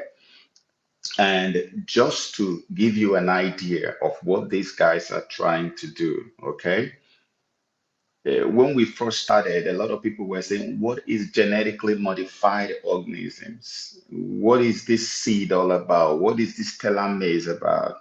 And of course, you've heard many of them lying to you, telling you it is safe, it is good, it is that. So, in a nutshell, before I digress, I want to give us an idea of what we're dealing with. So, the technology they use for genetically modified organisms is called GURT. GURT means genetic use restriction technology. So, and I'm going to try my best to break it down in a way that everybody can understand it, even in an elementary way. Yeah. Genetic use restriction technology, as the name implies, means that you have a restriction placed on the use of the genes that the seeds already came with when God made them. So God created natural seeds, organic seeds for us, and they all came equipped with a lot of vital genes in them. Those genes carry properties that nourish us. I always make reference to things I see in the Bible where God said, "This thing shall be your food, and these herbs shall be your medicine." Now, there are things inside the genes that make them either food or medicine to the human body. Guess what? These people, these Bill Gates guys, now found a way to get into the gene. And when they get into that gene, that place where the gene is located, they edit it the way we edit movies and documentaries. And by editing it, they actually isolate certain genes, remove some genes, and now tell you that you have restrictions as if they are the authors of the seed that they are editing. They are not the authors. They don't have the copyright to it. But when they tinker with it, immediately they now have a copyright. And now you are at their mercy. So what they do with gene use restriction technology, which is also known as a suicide seeds, yeah, suicide seeds or terminator technology. The reason why it's called suicide seed is that they take away the gene that makes the seed to reproduce itself when you plant it. I was growing up in my village. I watched my grandmother, and we all grew up in agrarian communities in Nigeria, yeah? And I watched my grandmother every time the farming season is coming to an end, we have a certain portion of the maize and other grains that we go and dry. We had all these wooden kitchens on the outside exterior, and so when you are making some fire stuff to cook, the smoke from it will be drying up the maize because they hang them out. And all this drying is to preserve them for the next farming season, so that when the next farming season comes, you plant the same seed and they will produce themselves. They will reproduce themselves.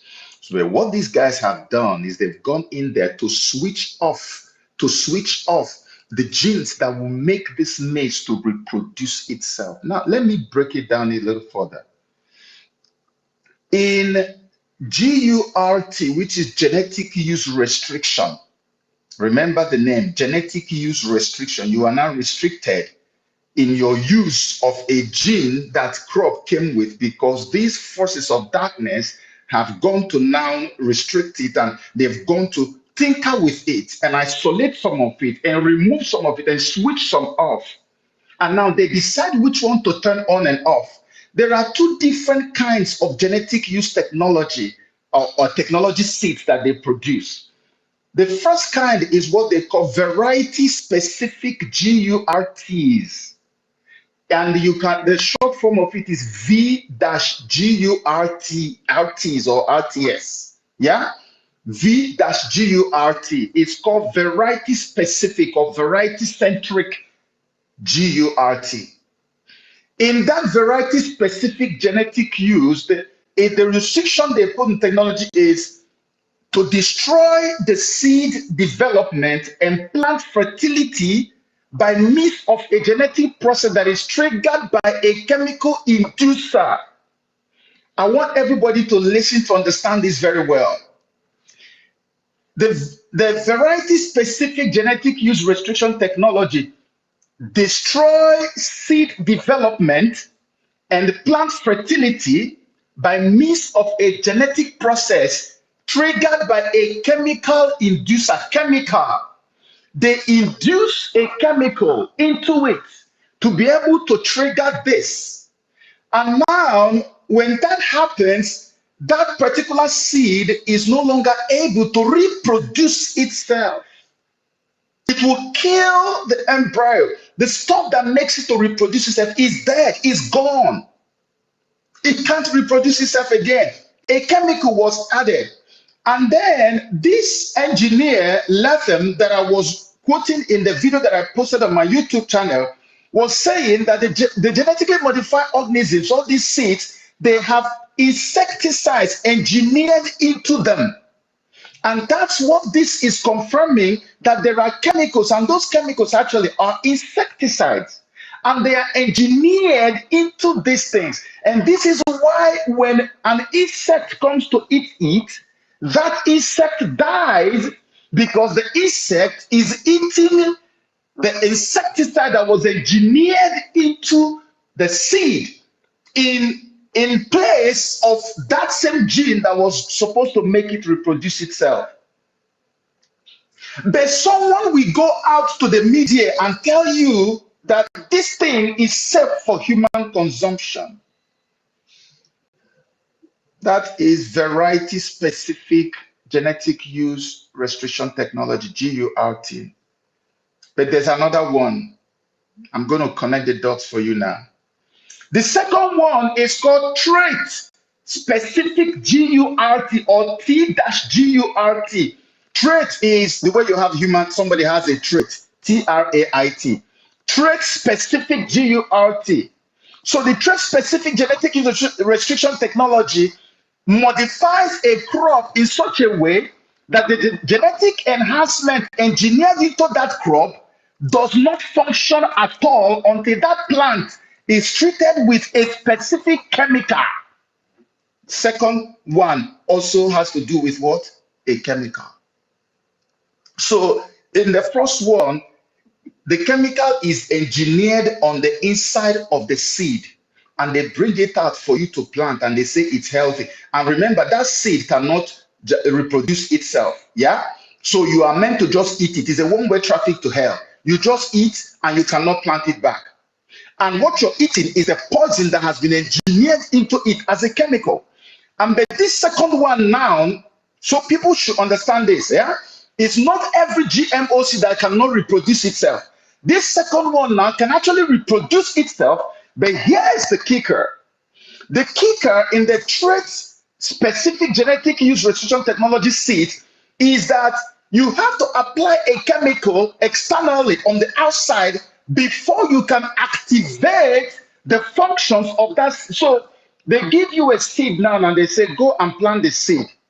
If you go to plant that seed, if you don't go back to the same Monsanto or all these organizations that gave you the seed to buy the chemical that you must use to activate the functions, the reproductive functions of that seed will not do anything. It will not produce anything for you. They call these things activator chemicals. So why the chemical is induced on the inside in the variety specific GURT, which is poison, the chemical is applied from the outside in the trait specific genetic use restriction technology. How can somebody plant a seed and if you don't apply a chemical on it, it will not do anything for you? So when you have the seed, it's not enough. It's not enough that you have gotten a seed. You pay so much money to get the seed. Having the seed does not mean you are ready to go to farm. The only time you can guarantee you're going to go to farm and you have success is when you go back to the same people and buy the chemical that you must use to activate. You spray the chemical on it and use it to activate the seed. Can you imagine this chemical? That's why it's called genetic use restriction technology. Now, in our local organic farms all over the country, before the advent of the man called Bill Gates and his people, have you ever seen where we are being restricted to use a certain component or gene that is inside of the seed we want to plant? So what you are looking at staring you in the face here is global level monopoly. A monopoly where you are definitely going to be dependent on what they are seeking is to abolish every appearance of organic seeds that are naturally existing, so that whatever seed any man plants on earth, it has to come from them. And it's not enough that it's coming from them. They have to also make sure that they restrict the kind of gene contained originally in the crop which you are going to have access to. Say, for instance, a particular seed has up to 10 genes that are supposed to nourish your body. They can decide to turn off about 10, about 6 of them or 7 of them, and say, no, we're making available only 3 for you. If you play a good boy, we can turn on the other 5 genes. If you do better more, we can turn on the other 7 genes. So something that God created and gave to us, someone somewhere is restricting our access to it. And because they know that there's only one way they can get all of humanity to depend on them, because these crops and seeds are still existing in most parts of Nigeria and Africa. So the only way they know they can achieve that is by using terrorism, which Dr. Njemaze then exposed in his video. And this is what I put in the video that I first posted on YouTube, or the second video I posted to this on this subject matter. The guy gave a chilling detail of how that they uncovered the plans of Bill Gates. You know, initially when the terrorist activities were increasing in Nigeria, all of us were now saying, religious war, religious war. We say, oh, Buhari's brothers, Fulanis are killing us. Christians, you must rise up. So we gave it a religious war coloration. Everybody began, whenever you have Muslims and Christians coexisting, any little thing that happens, a church is bombed or a mosque is bombed, the next thing is the other people did it. And that's what they actually carried on with. And that propaganda gained a lot of steam. And people bought into it for so many years until this clandestine meeting that Njemaze was a part of happened, and the guy came and blew it open. When he was saying it initially, it didn't make sense. A lot of people thought this was too good to be true. Until we now began to look at the whole track record, when he began to dish out the data, giving out the percentage of people who are killed in the north, Muslims are more in number. The percentage of people who are killed in this place, Hausas are more in number. If the Hausas and Muslims are killed the most, how can you now say that this is a religious war against Christians? Because the farms that have been abandoned in the north are almost all of them belonging to the south, to the northerners, and Muslims actually, for that matter.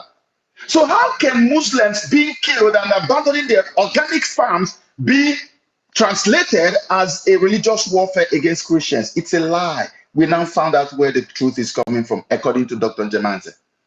It is because they want to. Do you know what these people did? This will shock you. They say they had a proper aerial mapping. I don't know whether they used Google Map or something. And they were able to trace and map out every single spot where they have organic farms littered all over the north, Benue, the rest of them. How many people remember that up to this day, we know Benue State to be the food basket of Nigeria? And I think, like I said in one of my videos, I think they even have this on the number plate for their cars, the food basket of Nigeria. But for the past how many years now, out of about 29 local governments in Benue, about 26 to 27 have very huge IDP camps. And all the people in those IDP camps are farmers who were known to farm large farmlands of organic crops and seeds. They have all vacated their farms and are now living in IDP camps. Both their farms and their homes, they have left them. Go to Kaduna, go to Maiduguri, go to everywhere. These guys are killing farmers left, right, center. And to show you that this was the plan initially, some of the videos we see on social media, you will see where a herdsman will move into somebody's farm and will say, oh, usually what you will notice is that what you should expect is that cows will just trample on people's seeds that are growing, maize plants and all of that, and even eat some of them. That's normal, that's natural. That's something we look at and say these guys are wicked, they are destroying our farms. But that's not what we are seeing in these videos today. We are seeing a situation where the guy will carry his cows into a farm, and even when his cows have left the farm alone, he comes back with machete and begins to cut down every single standing maize plant in that farm. Do you see why? This is just so that all these people who plant organic farmlands will end up in IDP camps, as Njemazi said, and when they return, before they can guarantee their security to return to their farm or to farming again, they must agree to use Bill Gates sponsored or Bill Gates funded Teller maize and all the other GMO seeds to go back to their farms. And once they start farming those ones, you will not see a single terrorist attack on them again. This is the madness that Nigeria woke up into. And these people know that what they are telling us to eat is poison, yet they are giving it to us. That's why when I got into this one, I said, this is not something that you will pass. This is not the kind. I've been calling, if you go to my timeline, I have even made a video, as a matter of fact, put on TikTok, and I was begging and calling on all my fellow celebrities. If you do not join this war, what will happen to you will be worse than any war you have ever witnessed in your life. And let me explain this before I yield. Yeah. There is something that happened in Kenya that woke me up and agitated me so much when I began to feverishly fight against this evil. The thing that happened in Kenya was a brother revealed something and said, I'm sure many of you must have seen that video. It's been trending on social media for so long. The guy said, do you know that it is now illegal for me to actually share organic seeds with other organic seed farmers? So they have made it illegal for people to even carry organic seeds around, to even share it amongst themselves in Kenya. Where did they start from?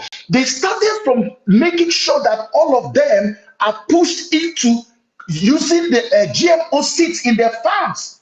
So when they make it illegal, you will see that every single person will now be depending on that GMO seed that they are distributing. And guess what? When they made it illegal, I decided to look into how that happened, and I saw the name of World Bank behind it. And then, I heard when my brother was talking the other time, and he mentioned He was making a very passionate speech, and he mentioned how the IMF is connected to what is happening in Kenya right now. That's exactly the truth. But that's not the topic I'm dealing with. That's what they are doing.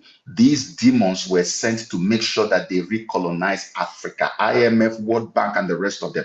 These guys were behind it. And I can bet my life on this when I tell you that if Nigerians don't do anything, they are not even going to wait for a very long time. They are going to wait after just a few short months. You will see them come up with a law that if you are caught distributing organic seeds, and they won't have any reason, and nobody will do anything because of the way Nigerians have been almost like so docile. I don't know whether it's resilience or whether I don't know what to call it, but everybody will just keep quiet. That's why I'm so excited and happy about what is happening in Kenya, and I have been posting and reposting and cheering them on, helping them to move on with what they are doing, that God is with them and Mother Africa is with them. Hopefully that will also wake us up in Nigeria, that if we keep quiet and do nothing, you will wake up one day and they will say nobody is allowed to even stock, let alone distribute or share organic seeds anywhere. You are now going to be compelled to be stuck with the poisons that Bill Gates has pumped billions of dollars into. And that's what you're going to be eating, whether you like it or not. I was in South Africa some years back. As soon as I showed up in South Africa, yeah, the first thing that hit me was, look, I want to eat fruits. And they went to buy me fruits. Some of the fruits they bought for me are things that I'm already used to. I know mango, I know pawpaw, I know all these things. But the things they bought me, the mango was as big as the biggest pawpaw I have seen in my life. And I said, what is this? Is this pawpaw? They said, no, this one is mango. And I saw the pawpaw. The pawpaw was like elephantiasis. I said, what is going on? And I told him, no, I'm scared. I have goosebumps. I said, I can't eat this thing. It looks so larger than life. And I began to look, and I found out that Monsanto, that we're talking about, which is an American company, the biggest producer of GMOs, not just GMOs, but the chemicals that are killing people, Monsanto calls South Africa home. That's where they have the biggest headquarters on the continent of Africa. And that's why in South Africa, you have the most immune deficient human beings on the planet Earth today.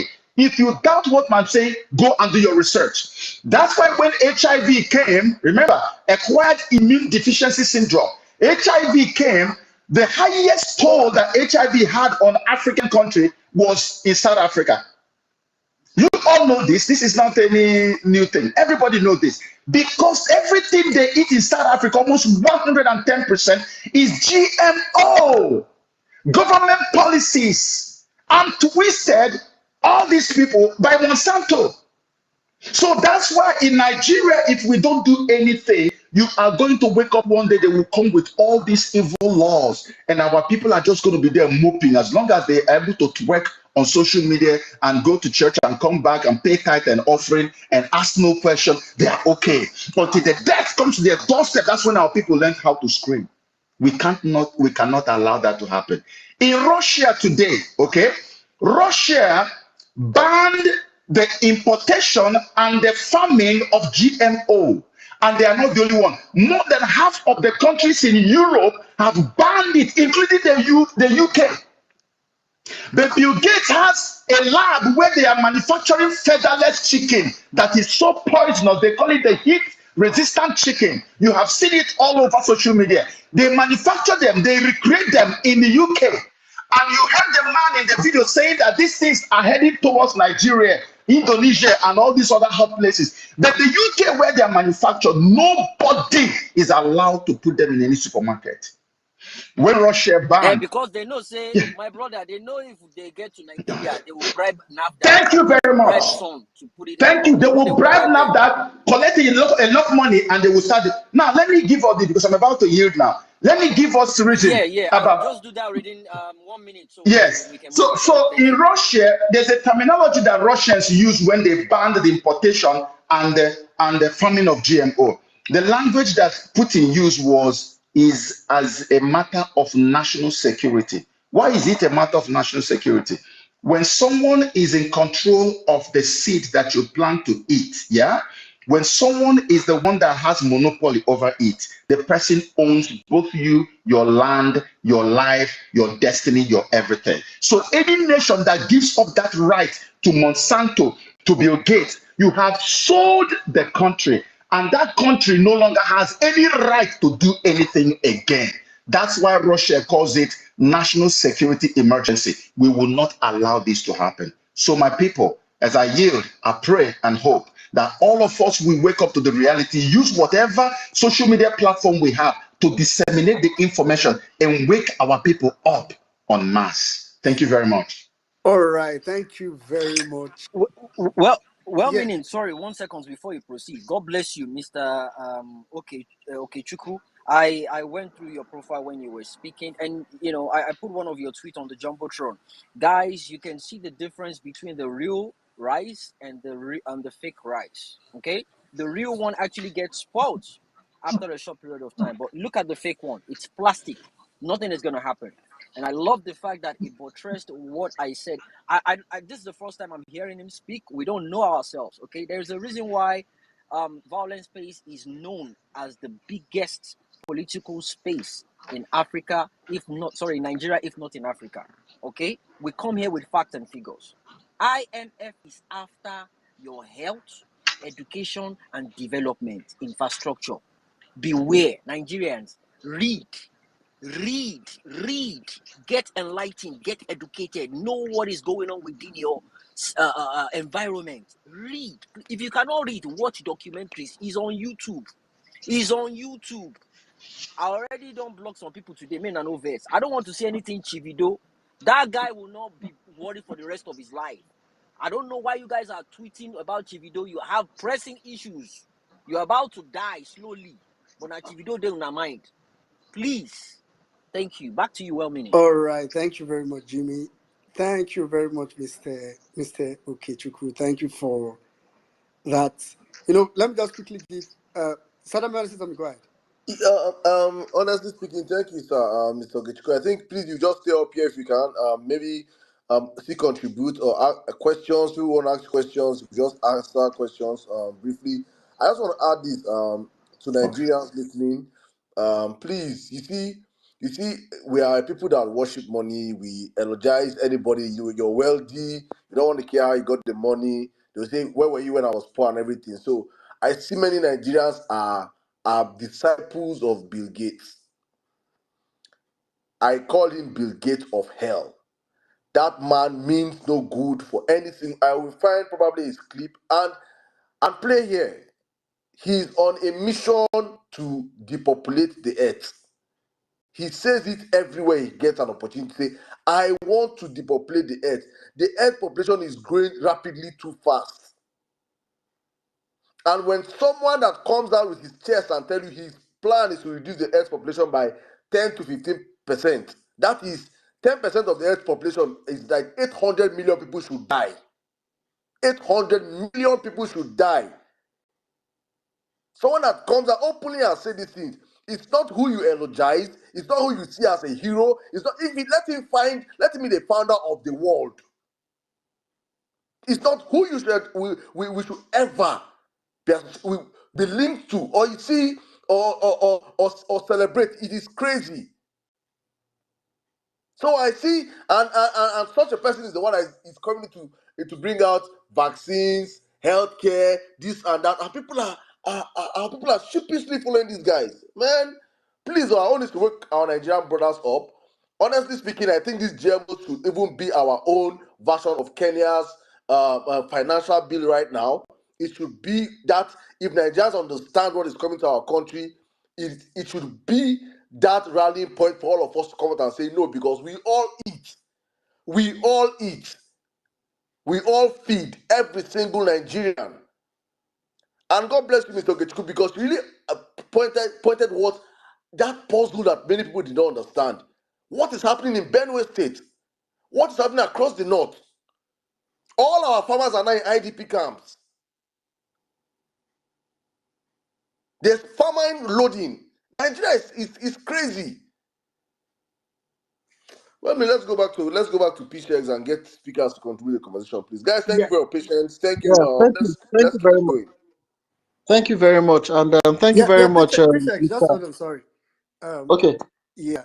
I mean, I'm gonna come to you actually, but um, I want to just put a disclaimer out there. You know, Pishex in his initial submission referred to this pace as a class. Like he said, he was trying to say something. I said to this class, and actually, today's space is pretty much of a class. And I really want to urge everybody to listen. I mean, I understand people like to it's okay to want to speak, to also want to speak. So I really want to urge everybody to listen keenly to a lot that is being said or that will be said. Consider it a class. Like you are there to learn so that you'll be in conversations tomorrow where you would have people say, "Oh, you are talking about the GMO. What do you know? What do you?"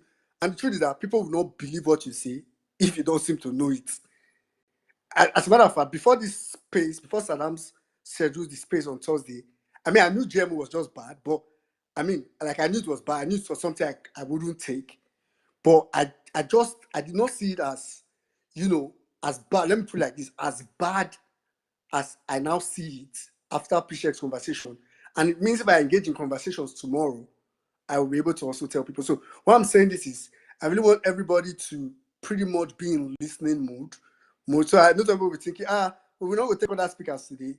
To be honest, I mean, after we hear from PCX, we would bring us much speakers, not so many, and specifically mostly for questions, really, not to give your own submission, really. So I'll go to PCX. After PCX, Mommy I've been here for a long time. Mommy was supposed to speak at some point, so I'll certainly come to Mommy B. But Mr. Okechukwu stay here. Then Mom start taking maybe questions. They'll be here to answer. PCX, please go ahead. I want. There's this point you Yeah. mentioned that I want you to really. You said they've approved 3 seeds for planting, then 7 for importation. That thing, it is 10 altogether, which means it is not even just this one that we are hearing now. So please go ahead. Yeah, thank you very much. And I we have a professor. He's the director of our center, Professor Christobel. Please, Prof, I can see you in listening mode. Please, you need to Yes, request the microphone. he requested. We're trying to bring him up, but I think it's struggling with network. So, Prof, please request again, and we'll bring you up immediately. Go ahead, Yeah, Patience. because when we started this campaign, they asked me, "What do you know?" Of course, I went to University of Agric. I'm a student of global governance and also forestry, but Prof is a subject matter expert on this. He's a full blown. He's been on this for many years, and it's very important that we bring him up. But continuing, and thank you very much, Mr. Okechukwu, for your powerful submission. We actually align on so many topics, so many topics. I've been following you for years, and this topic on GMO, and you are very right. You see, this topic on GMO is actually the one I personally believe will lead to a major revolution in this country. And because we can't, I mean, I can count how many of my friends have died of cancer, in recent times. Let's not go far. I know people very recently, somebody I know very personally, very young person died of cancer, and these things are because of what we eat. If you don't control what you eat will consume you. And GMO is it's the ultimate tool for imperialism and neocolonialism. Is the ultimate tool. The very structure of how it works. Let's look at the chemistry itself again. Look at what happens inside the soil. Now, if you have a GMO farm, like Jesse Kichuku said, if you have a GMO farm here today, and then maybe this plot of land. In fact, at one of our symposiums, the symposium we had in Abuja, a man walked up to us and said he didn't want to be mentioned. He said he has about 5 hectares of land. And they gave him these seeds. He planted them. And he had, like they said, bountiful harvest. First harvest was bountiful harvest. He bought all the chemicals, he used everything. Now, don't forget, they just said they launched it. Meanwhile, this man said he already had used it. That means it has been in this country longer than we think it has. And then the man said that when he was done with the first planting season, he was very excited. He sold everything off, and then he decided to keep some seeds and try to replant it. And he said when he replanted, he didn't get up to 0.8 ton per hectare. It was an abysmal result, terrible result. He didn't get anything. And now the sad thing is that he couldn't just reverse back to planting what he used to plant before. Is that because the amount of chemicals he had put in those grounds, are now poison to any other seed he wants to plant. So right now, he has abandoned the land. In fact, when he came to meet us, he came to ask if we had any solution, any organic or inorganic solution on how he can actually recover his land. So you're looking at a trap. It's a bioweapon. The moment you start GMO farming systems, you can't go back because the chemicals you're going to put in the ground will kill any other plant apart from those plants that have been genetically modified to withstand it. Very important. So if you give smallholder, that means you are not just monopolizing the farm, you're not just monopolizing the seeds and the farming systems, you are monopolizing the land itself. The land will only be used for those GMO crops. And this is very important. That means you can't practice mixed farming. How will a small farmer that has 2 plots of land, how will he survive? Or 3 plots? So you're looking at tactical elimination of the smallholder farmers and putting farming into the hands of the big corporations who have the money and the wherewithal to support such high-end infrastructure farmings. And that is what, so they're bringing the crops, they are bringing the chemicals, and they will take over your farms. When we had our symposium in Abuja, we invited the National Biosafety Management Agency. We had it at the Ministry of Justice, the hall there. We brought them over. They sat there. At first, three, four of them sat. But when the thing became, and you know what we did? We televised it live. It was live on YouTube. The videos are on CEFSA's YouTube handle. At a point, we invited the biosafety man. Now, the Biosafety Management Agency, they are the gatekeepers. They are the ones responsible for approving or disapproving the technology. I will tell you how that agency came into being. Very interesting story. But before I go into that, let me talk about the symposium. We invited them, they came. And during the question and answer segment, we asked them, they came up, they spoke, and they tried to disprove some of the things we said. Then we asked them, it's on camera. If you go to the YouTube handle, you see the video. We asked them in front of us, we said, can you tell us why GMO farms in this country? Because as I speak to you, there is over 500,000 hectares of GMO farm in this country.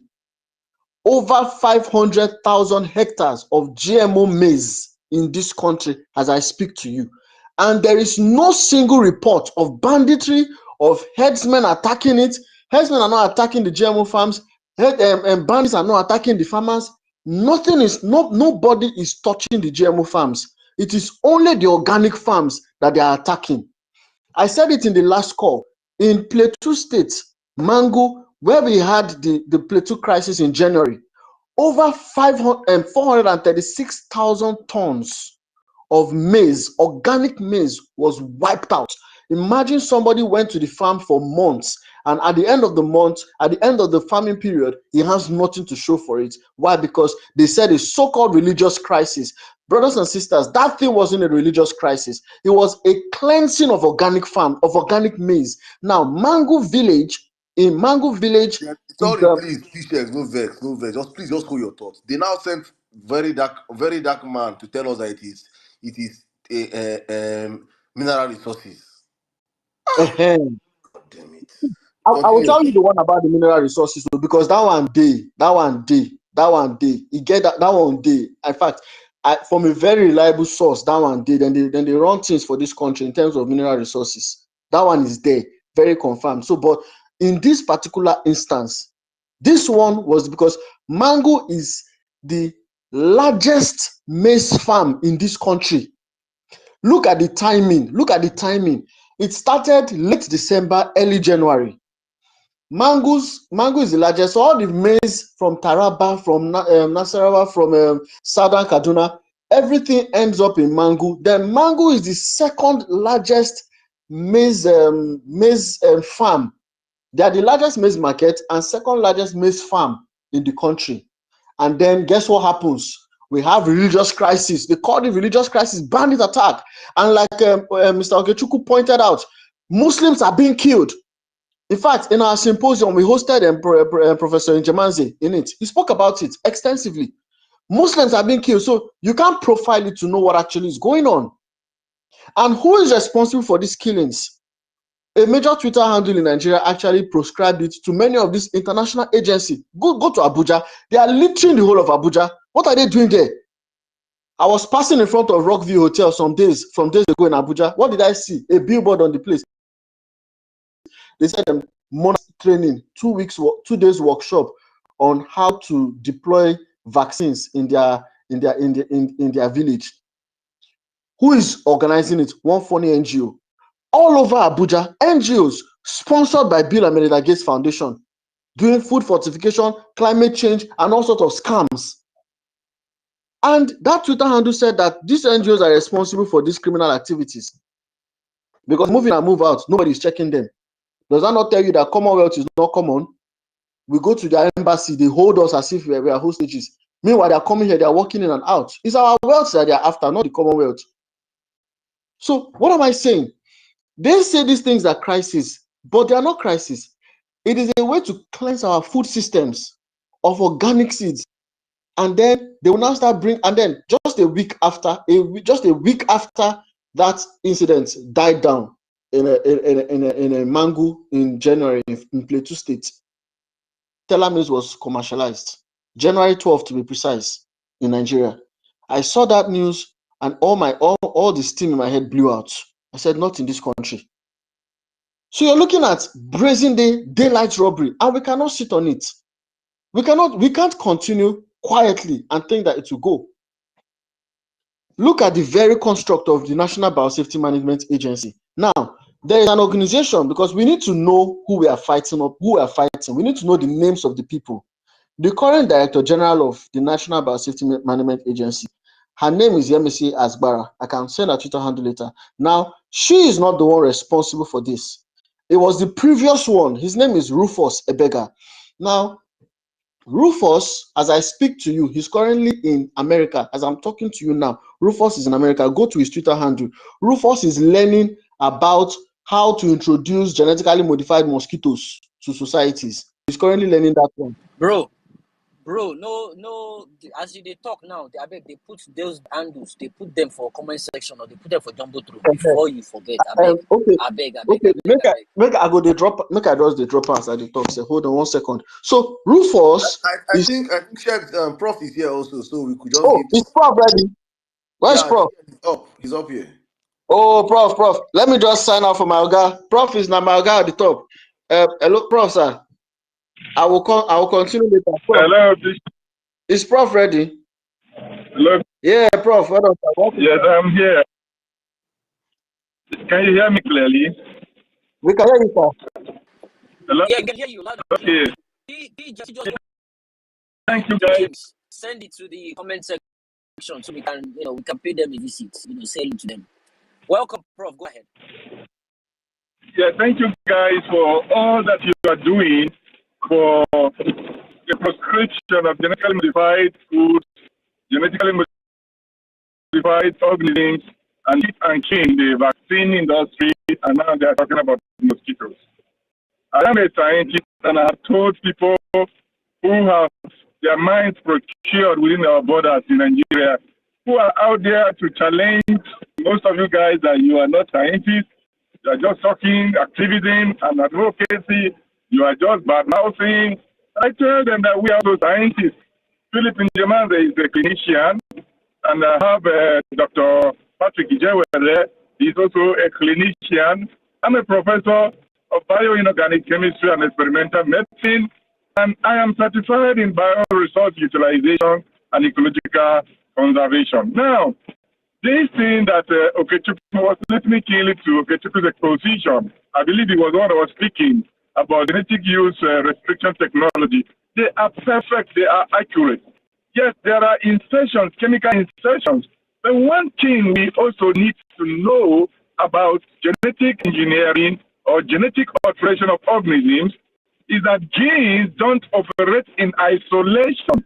Yes, they could map out a particular genome, write its genome, and say this particular gene is responsible for traits, but in reality, in practice, genes don't operate in isolation.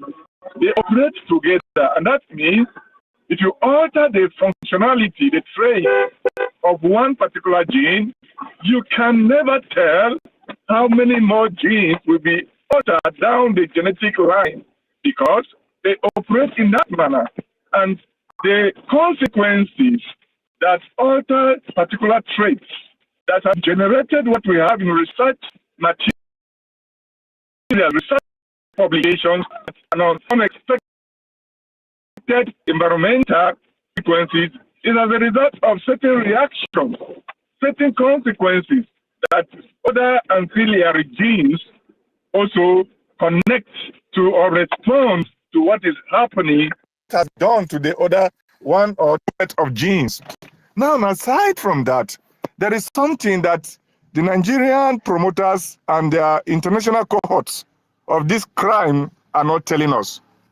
You would observe that if you go to the hospitals and they say, and it's a crime against humanity for any gatekeeper or any public officer or any political representative or any government official to come out and criminally declare genetically modified organisms as safe for the consumption of Nigerians.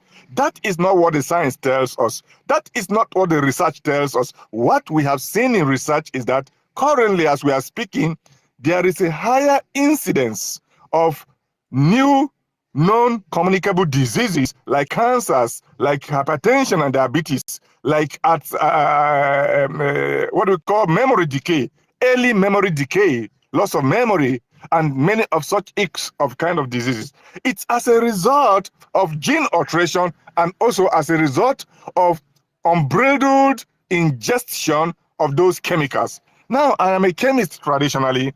My first, second degrees are in chemistry. My third degree is also in chemistry. I understand chemicals. Now, glyphosate and other organophosphates that they are using in combo to genetically modify these organisms to be herbicide resistant in what they call Roundup Ready or the Bacillus thuringiensis toxin that they extract from the bacterium that they use to produce BT corn or BT soy.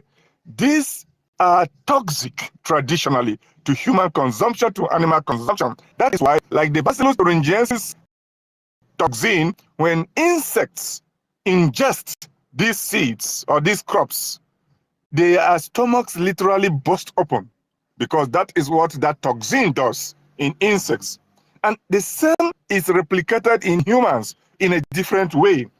BT toxin creates several kinds of celiac disorders, metabolic disorders. And that's why nowadays you see a lot of people, they will just tell you it's ulcer. These are proven facts from research carried out in reputable scientific laboratories by reputable scientists and published in peer-reviewed materials. They are all over the internet. Of course, they have tried to remove some. They try to use their scientific terrorism to terrorize some of the authors or some of the publishers, to, like the Lancet has been terrorized to retract some of the articles that have been published, and many other scientific journals. But that does not change the fact there are other publishers that have published those things. Now, I want to talk about glyphosate and the other chemicals lastly.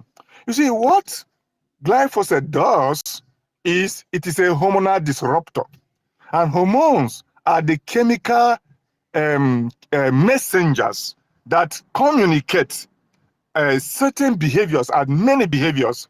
And of course, their relationship with enzymes that also control internal known tangible, behaviors or attributes of the biological body that we don't see, but we see happen, like a lot of the metabolites or the metabolisms that are orchestrated in the liver are controlled by certain enzymes. Now, what glyphosate does, first of all, in the crop is that it alters, it interjects, and it disrupts the natural biochemical physiology that makes the plant cells to grow. So it disrupts that and cancels that and the plant cells begin to wither, they die. And that is what shows up as the plant dying. And like someone must have said, because I was in transit, I didn't join on time, but I believe someone must have highlighted or elucidated on this. What happened was that when Monsanto developed this herbicide called glyphosate, they were selling it to farmers, and farmers were experiencing crop death too, concomitant to the weeds. But something happened. Monsanto decided, after observing that their market share value was declining because farmers were beginning to become cautious of applying glyphosate, Monsanto ended up coming up with a redesigning, re-engineering of the crops of interest, such that these crops will be resistant to herbicide. The damage and the evil that this has caused to the environment, and that is to the external and the internal human environment, is that once farmers began to know through the food soldiers of glyphosate of Monsanto, which is now called Bayer Crop Science or Bayer, what they did, the food soldiers now educated farmers that now you can apply glyphosate. It is a super weed killer. It's a broad spectrum herbicide. It can kill more than one types of the weeds, and therefore you can apply it without harming your crops.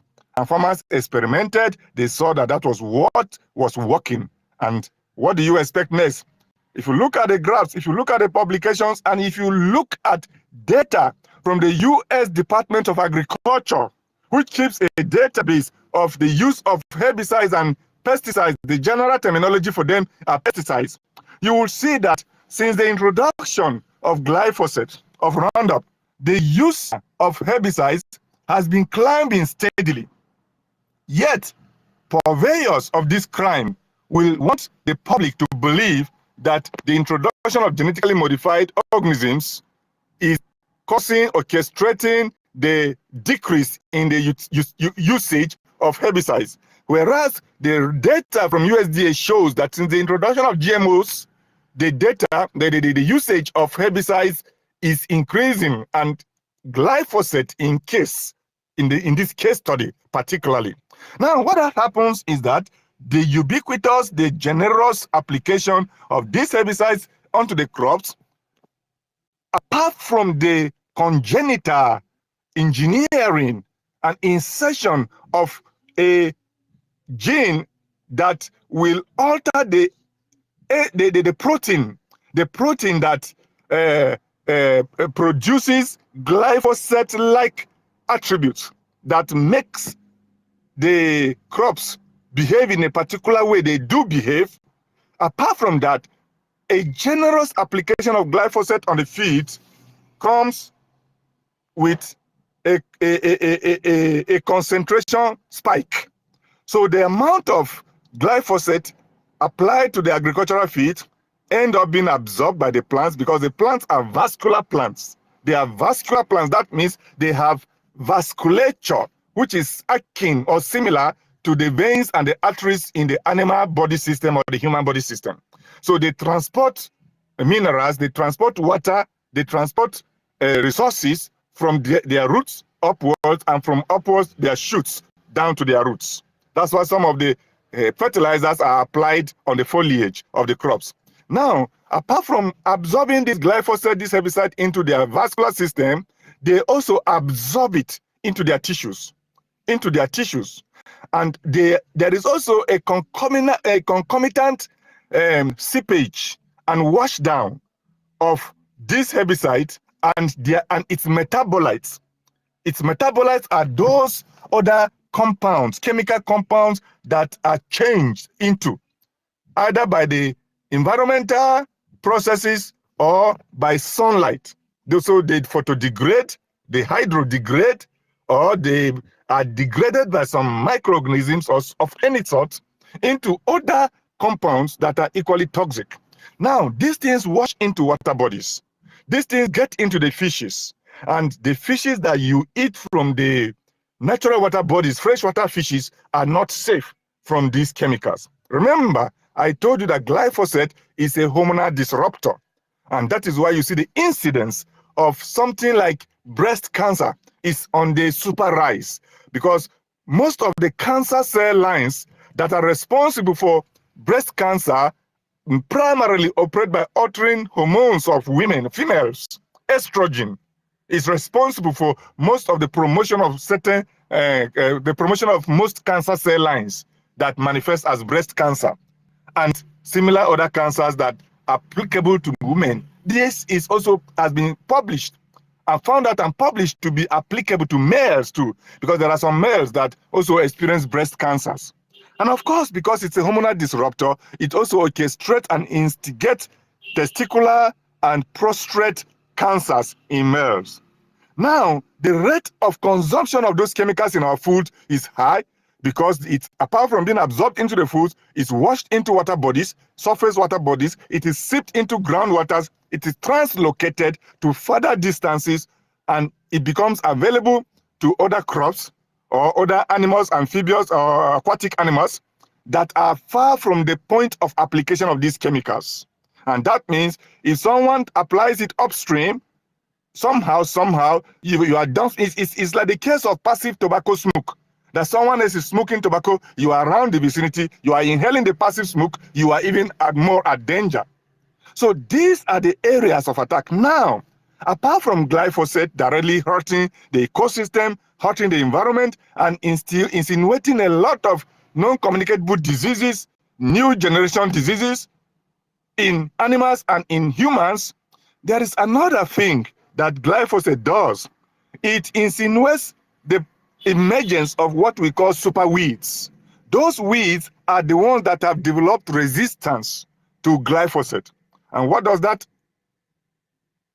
imply? It implies that farmers today, as if you get to the agricultural fields, you will observe or go to any shop or market where they're selling agrochemicals, herbicides or pesticides or fertilizers, you will be told that now some of the weeds are resistant to glyphosate. So what does Monsanto do? Monsanto and its cohorts, like Syngenta, like Bayer, which has bought Monsanto, like Dow Chemicals, what they have done is that now, especially in a heavily unregulated market like Nigeria, where anything goes, some of the labels you see on agrochemical bottles is different from what is actually in the agrochemicals. Now they are producing a combination, a combo, and they add, in some markets, they add 2,4-D. 2,4-D is a more damaging chemical. Sometimes they add the banned atrazine. Atrazine is added in the combo. Atrazine is also a feminizer. It's a feminizing chemical that, as you ingest it through food or through the environment by whatever channel, it has the potential to reduce male hormones and cause men to begin to speak with the tone of women, cause men to lose sperm count, and cause infertility in men because they are no longer functioning as males. So 2,4-D, on the other hand, is the chemical that was codenamed Agent Orange. Agent Orange was used by the US Army in Vietnam during the Vietnam War. It is a very powerful defoliator, and the chemical pathways that it uses to destroy foliage of crops or plants is very detrimental to human use, human exposure, and environmental exposure. That is why that particular chemical ought to have been banned, and it is banned in certain quarters. What is interesting is that despite we have NAFDAC here, Bill the criminal Gates has infiltrated certain positions in our country, bought over where he could buy, and planted people that he can plant. Like you see the Ministry of Debt, which is supposed to be the Ministry of Health, headed by one of his protege, who is the Minister of Debt in Nigeria, is sponsoring people who are going about brandishing fake news and fake information that genetically modified organisms are safe for human consumption. There is nowhere in this country that research has been done, and these organisms of these agents of this seeds of death certified to be safe. No long-term research has been done. The papers are out there. So the emergence of superweed has occasioned the introduction of more dangerous, more toxic chemicals into our environment, onto our food systems. And I tell you, most of what people are eating now is laced with heavily toxic chemicals that are teratogenic, they are mutagenic and they are carcinogenic. That means they cause cancers, being carcinogenic. They cause gene alterations in unborn children. That means it is until the children are born that you will see some congenital defects. Children born with congenital defects because there are gene alterations that were unwarranted, and then they cause mutation of existing genes uncontrollably. That means aside or beyond the so-called controlled process of genetic modification through biotechnology engineering, there are mutations that take place undecided, parallel, because of the introduction of those chemicals. So the list is endless. The damage is endless. This is just the science and the health of it. The damage is heavy on the economic side of it because of the epicide gene, because of the genetic use restriction technology, and because Bill Gates, traditionally, even from his days of Microsoft, has been a monopoly advocate, a monopoly driver. He wants to control food. He wants through food control humans, and he wants through that control engineer his long-term dream and the dream of his progenitors, the Rockefeller family. And I don't know whether it's Rockefeller or the Ford family. I think Rockefeller. Now, what they want to do is to use food. Yes, Rockefeller. Rockefeller. They want to use food. That has been their dream because they are eugenicists who believe in superior genes and that they are the sole harborers of these superior genes. So they want to depopulate the world.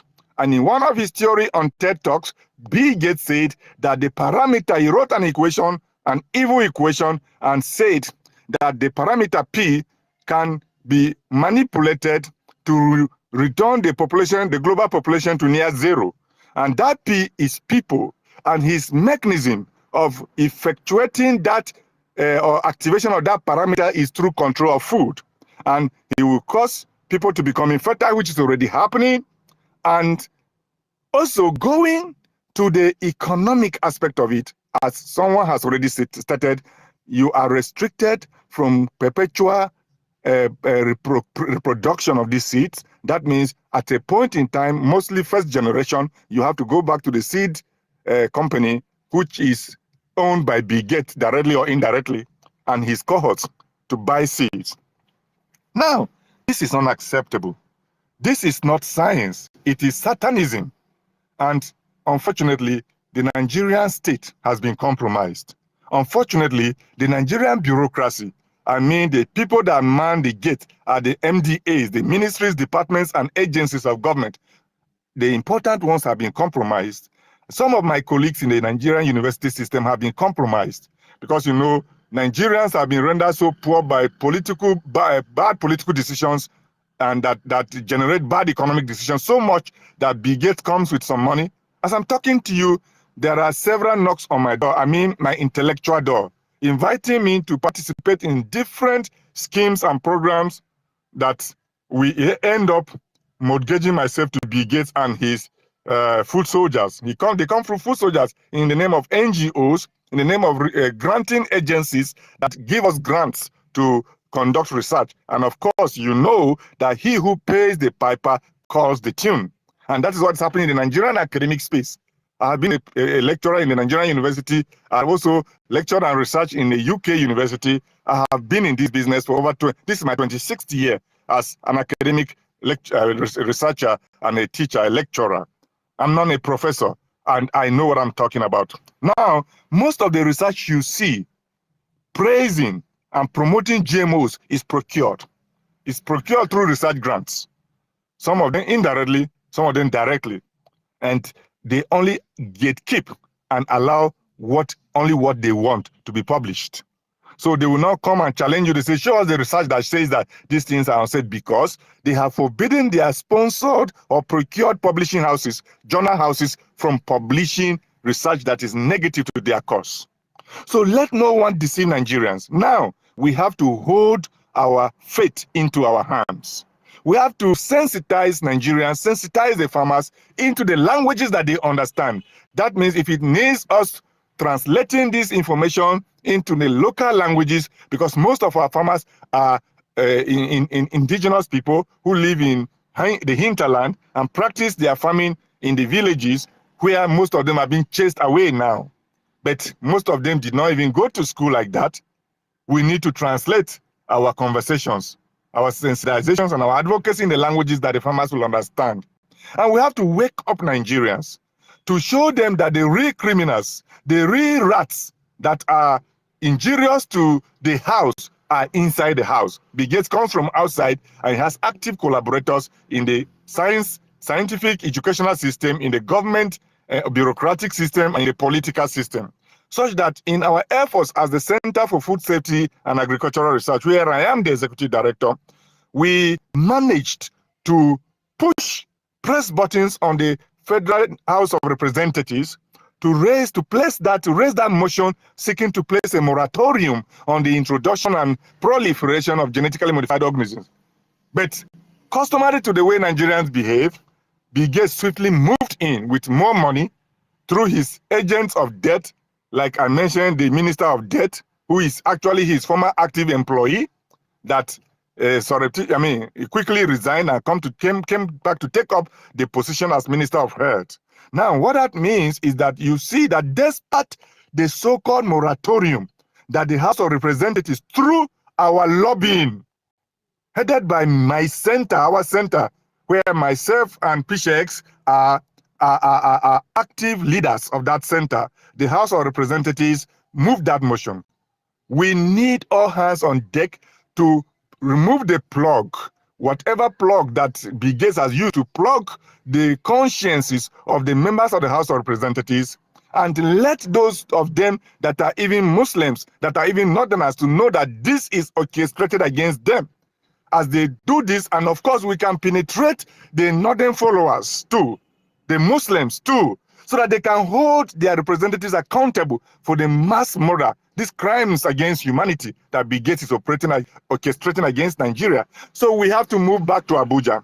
We have to organize the entire country from within and from without to move against this federal legislation, to demand for nothing less than an outright repeal of that NBMA law that they passed at the twilight days of the government of President Goodluck Jonathan.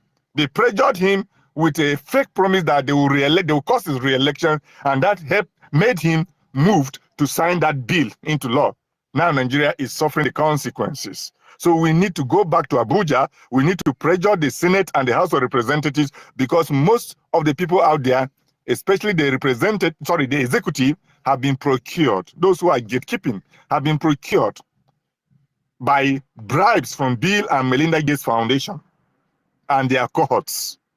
So the representatives in the assembly are the ones who are representing people, and somehow, sometimes, the fear of the people they are representing makes them to do the right thing, especially when we make the appropriate lobbies and we also put the appropriate pressures. And that notwithstanding, we also not need just concentrate on the federal legislature, but we also need to focus on the different state legislatures, houses of assemblies, to pressurize them, because agriculture in Nigeria is on the concurrent list of the Constitution of the Federal Republic of Nigeria. And that is why, according to the Land Use Act of 1978 into 1979, the land in the states is actually in the custody of the state governors. So they hold the land in the state in trust for the indigenous people of that state. And that is why it is the governors that issue certificates of occupancy, the C of O's, for lands, even to federal government institutions or establishments. So we need to profile these people or these institutions that we need to swiftly move to utilize the court of public opinion, and move Nigerians against these people. And also move the farmers, like we are organizing a symposium, a strategic symposium, and a high-level dialogue for farmers, grassroots farmers across the north central states, the middle belt states of Nigeria, Benue, Taraba. Taraba is not north central, but it's in middle belt. It's within the same belt, food production belt. Benue, Taraba, Plateau, Nasarawa, Niger, and FCT. We need to sensitize farmers and come up with more stronger narratives so that we don't limit these things on these spaces, but we move into the grassroots. Because as I'm talking to you now, from where I'm speaking in Benue State, Syngenta is in town. Syngenta is holding fora with different farmer groups and convincing them. And you know, in Nigeria, once they say something is free, they will jump at it because the mind of the average Nigerian has been so impoverished by poor political and economic policies that they jump at anything. And without knowing that most of the free gifts are actually Greek gifts. They are gifts that harbor depth. So we need to do that in collaboration with us. We need to pull our hands and resources together. When I mean resources, our human resources, intellectual resources, our voices, to add wherever we are staging this, where we are sponsoring and organizing grounds operations and grassroots operations, your Twitter handles will be available because this war must be won. Yeah. Not just the battle. This war must be won. Yeah. And we are ready. We are ready to win it because this country belongs to us. Yeah. Interestingly, as much as I may be working for the government and with the government, I will not mortgage my generations to come because of political correctness. So, irrespective of our relationship with the people in government, we must put country first, not people first. And here is a clarion call to action that the science that I practice has shown us that we are playing with death, and not death of human beings, but death of generations. Through genetically modified organisms, they are poisonous chemicals that are concomitant in their production, in their engineering, and in their application in the fields. Thank you so much for this Thank opportunity you. that you have listened to me. I could say more, but I think I should allow time for others to also speak. Thank you very much, Prof. I mean, maybe after this, some of us can say we are GMO experts. These are masterclass, and I must thank you very much, Prof. Thank you, P-Shex. Thank you, Mr. Okechukwu. You know, I must comment violence. I was keen on because I know, normally, I need to commend people on this space. Normally, Nigerians tend to shy away from, majority of Nigerians tend to shy away from conversations that are maybe come quote unquote too technical. And I had encourage people on the space to say, okay, let's probably listen more today than having, because normally our spaces, we have a lot of people speak, bring in perspectives, but I knew today's space wasn't one where we needed to hurry, someone that's trying to give us a lot of information regarding something we have limited knowledge about.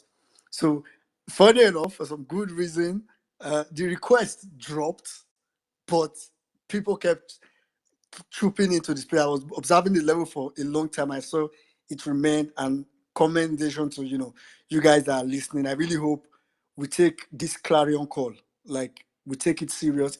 I mean, of course, we all have limitations to what we can do, right? So nobody's saying, if you can mobilize people, stage protest, please do it. But the least you should be doing is passing this information around, talking to them. That's the least. I mean, that's even if you are not doing anything, then let's just say that's what you're doing. Telling people about it, tweeting about it. This GMO must not, like, we cannot afford it. But I'll just so I still have you here, Prof. Puli. I still have Mr. Okechukwu. I still have Pishek. But I just want to take other random speakers, mostly maybe to ask questions within the limited time that we have left. So I'm going to start from Mommy B actually. Well, please, just a minute, please. Okay, go Before, ahead. let me just thank Prof also and just buttress what he said. Thank you very much, Prof. I think it's been a master's class for us here. We've learned. Education is very, very important. Anybody that says that it's not important is a liar. I also want to add to what you guys have been saying about Bill Gates for Nigerians to listen to the man himself speak. Please just spare me just 30 seconds or so. When our foundation first started up, it was focused on reproductive health. That was the main thing we did because I thought, population growth in poor countries is the biggest problem they face. First, we've got population. Now, the world today has 6.8 billion people. That's headed up to about 9 billion. Now, if we do a really great job on new vaccines, healthcare, reproductive health services, we could lower that by perhaps 10 or 15%. How can All right, that's Bill Gates for you. If we do a really good job in new vaccines, reproduction, healthcare, we can lower down the population of the world by 15 to 20%.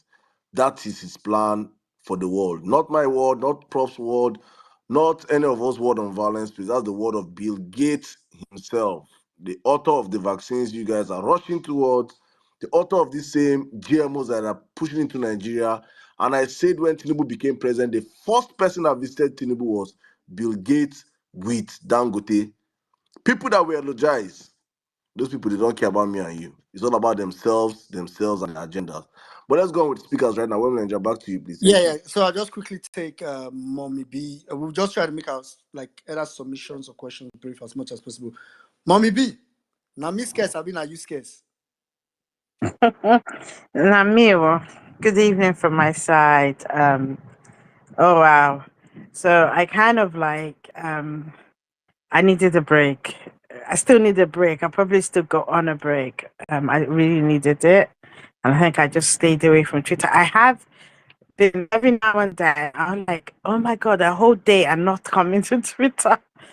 And I came, I mean, obviously, I've seen the protests, the Kenyans, kudos to those young people who are so focused. I am so very proud as an African mother. I'm so proud of them. We should give them all the support we can and learn thing or two. In terms of GMOs, I remember back in the 90s when we were doing the Greenpeace.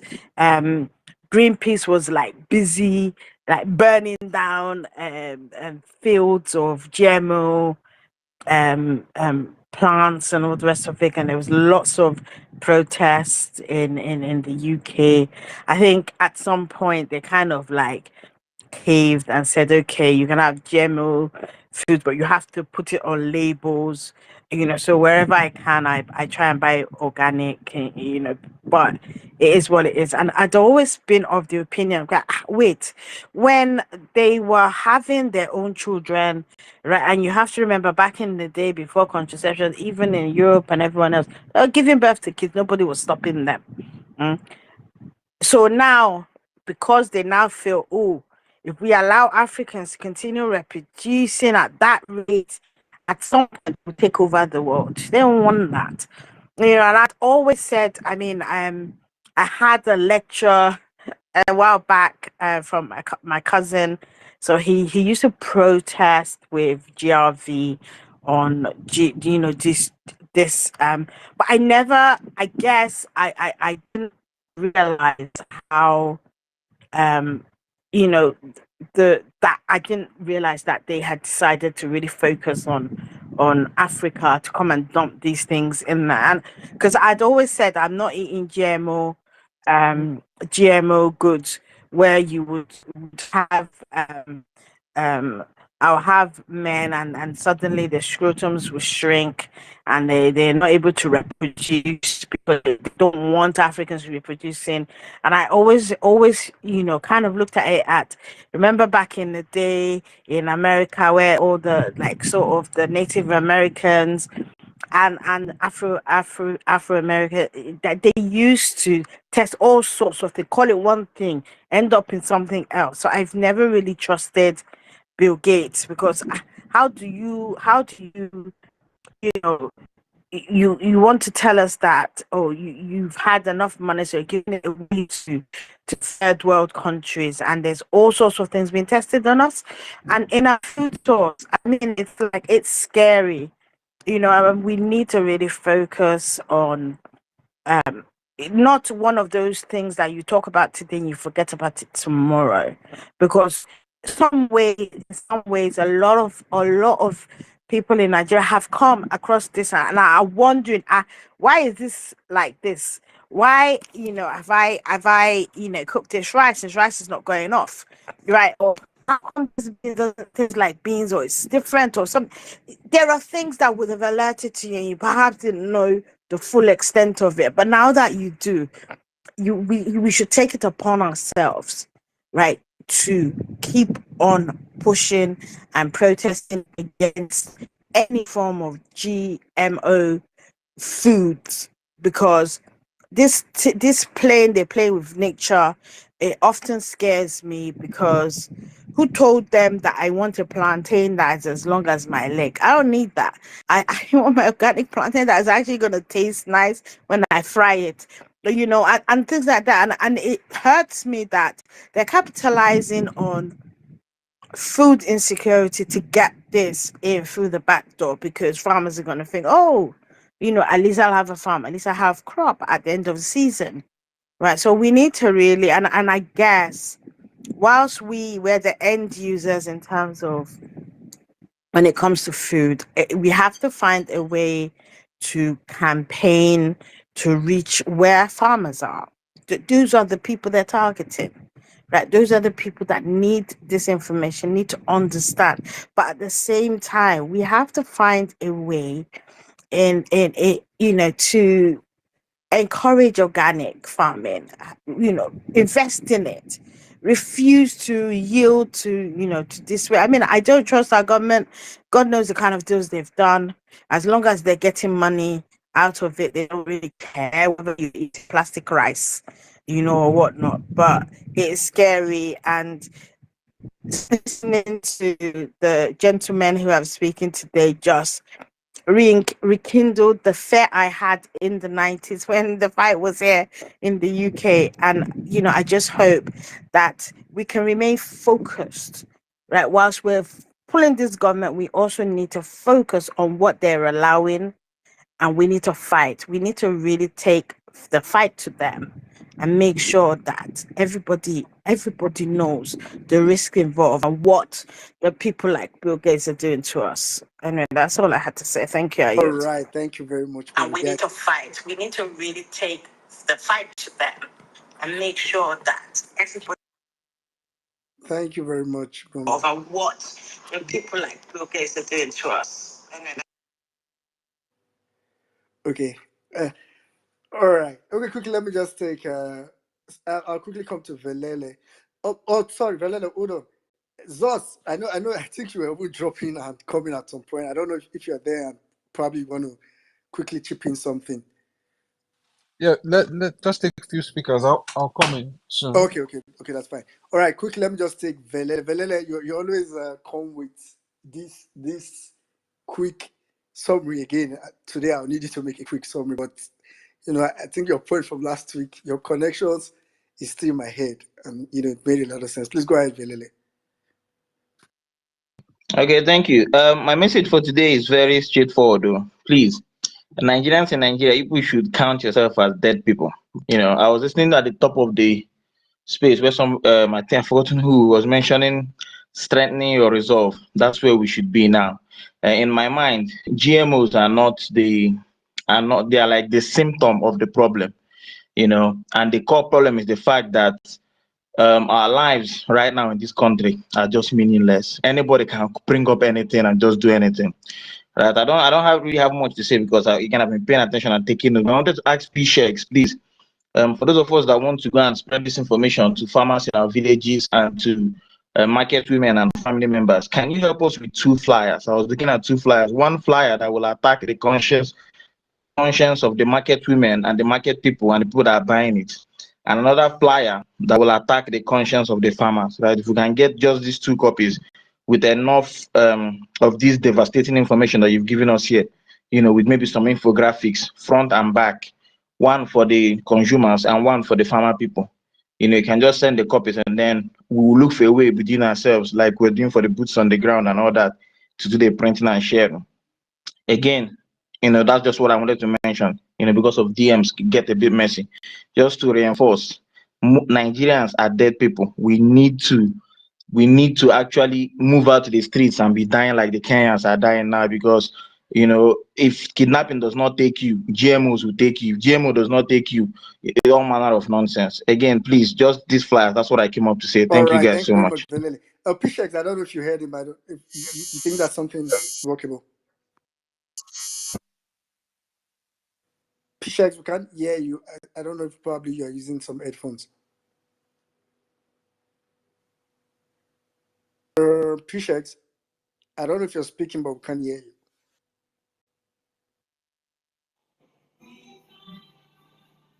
Okay, now you're mute. Yes, I got that request. I can speak on behalf of Okay, go ahead. PSHEX. This is Go Prof. ahead, Prof. Yes, we make that available. Our center will do that. We do that. We are willing and glad to do Okay. that Okay. because we are taking this responsibility to drive this process and we must drive it to the finish. There is so much devastation. It's like for me, as a scientist that have been in the lab and I have been I'm trained in the UK. I know what is happening. There is so much more danger. Like the genetically modified mosquitoes have, the program has been on. I worked in a laboratory center that we're doing certain things like this. So if we let this GMO thing fly, I can tell you, like one of the last speakers said, Nigeria is gone. And we must make it in a way that people who are going to ask Nigerians to vote for them in any other election, we have to be asked certain questions with respect to their allegiance to those agents Yeah. of death. So we will do that. We will accede to All that right. request. All right. Thank you very much, Prof. Yeah, thank you. And please, whenever you're able to put that together, like you said, a flyer, that one that probably one side that probably speaks to the farmer. I mean, the design is really what is really needed. Whoever is interested in pushing would always find a way to. Sorry, 1 minute. Sorry to interrupt. What website do I go to wait for this information? Where should I go to wait for it? Okay, you mean to get the flyer? Yeah, like he said they will bring it out. Like, where should I go to go and wait? Is there a website I'm going to, email address, something like that? Okay, go ahead, Prof. So I didn't hear the last thing you said. Oh no, he was saying like No, I'm saying, how would okay. he get it? Not just him now, but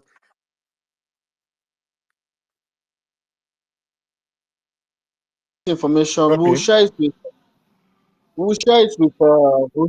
the violence spaces team. We would okay, also put it on our website. I will share the website in the comment section. And also, since we started, a lot of people have been since this campaign really took a lot of steam. A lot of people have been asking for information, how they can learn more, and also how we can collaborate with them. So what we did was we created a small Telegram. We just created a Telegram group, and we're dropping a lot of research materials there, study materials where people can read, and we also drop the flyers there. As early as maybe like tomorrow or next tomorrow, we should have flyers there. We actually have one flyer there at the moment, but we would make a special one for this purpose. So it will be, like I said, 3 places. We'll make it available to the violence team. We would also the violence space team. We'll put it on the website. That is, I'll post the website in the comment section, and also we'll put it in the Telegram group. We'll work on okay, it. Thank you. Thank you okay. very much. Maybe you could also put the Telegram group link on the comment section. I know Telegram is quite a little bit open, so people don't usually have access to phone numbers. So if that's possible, fine. But if not, it's Yeah. Yes, all I'll right. do that now. Thank All you. right. Okay. Thank you very much. So quickly, I'm just going to go straight to. Okay, let me quickly take Rita because I know our network is.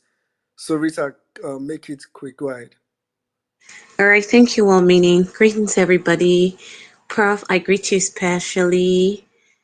All our speakers, JCO and Patient, thank you very much. Sirs, I just want to ask a question because this is violent space and we have lots of Nigerians tuned into this space from Facebook, YouTube, even our radio station, you understand? So thousands of Nigerians are listening right now, and this is about our lives. So I want to ask, what will you, because of course, not all of them have access to this Twitter, you understand? So what will you tell Nigerians to be doing at their own levels concerning this GMO seed? And also, are we just going to have just this space once? And this one is including Saddam now. Are we just going to have this space today and just let it be and just be tweeting and, whenever at will? Or are we going to keep this GMO talk going on spaces like this just to create more awareness and also to put the people involved on their toes? Sir, Okay. maybe Prof should please. Yeah. So Salam will probably answer after Prof or Patience. Yes, Like, please. Thank you. what's the message? Yeah. What Prof, I think Peter is saying, what do Nigerians start to do now? Those that probably have access to Twitter.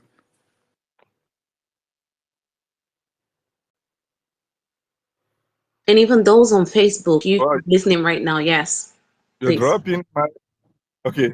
Yes, I heard a question. What should Nigerians begin to do now? Nigerians, are a peculiar kind of people with the right information, the right sensitization. What we want Nigerians to do is to heat up the conversation, to make it trend long enough, not just on social media spaces, but in beer parlors, in food joints, in market spaces, and we need to sensitize them to get on the train.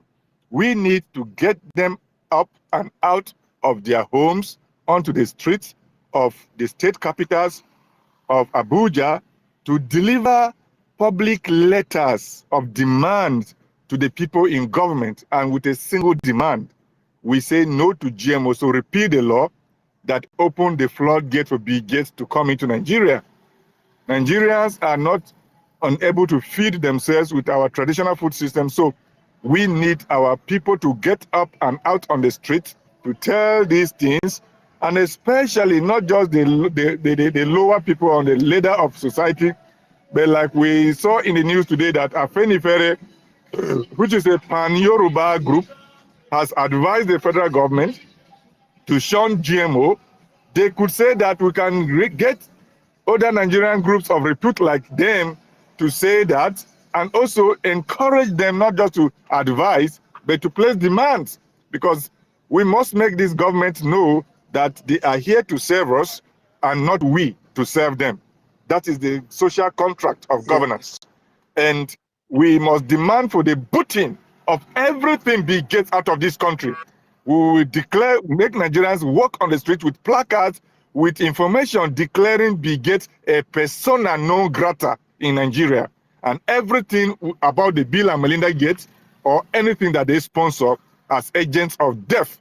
And we will support them, Nigerians, with the factual information to propagate.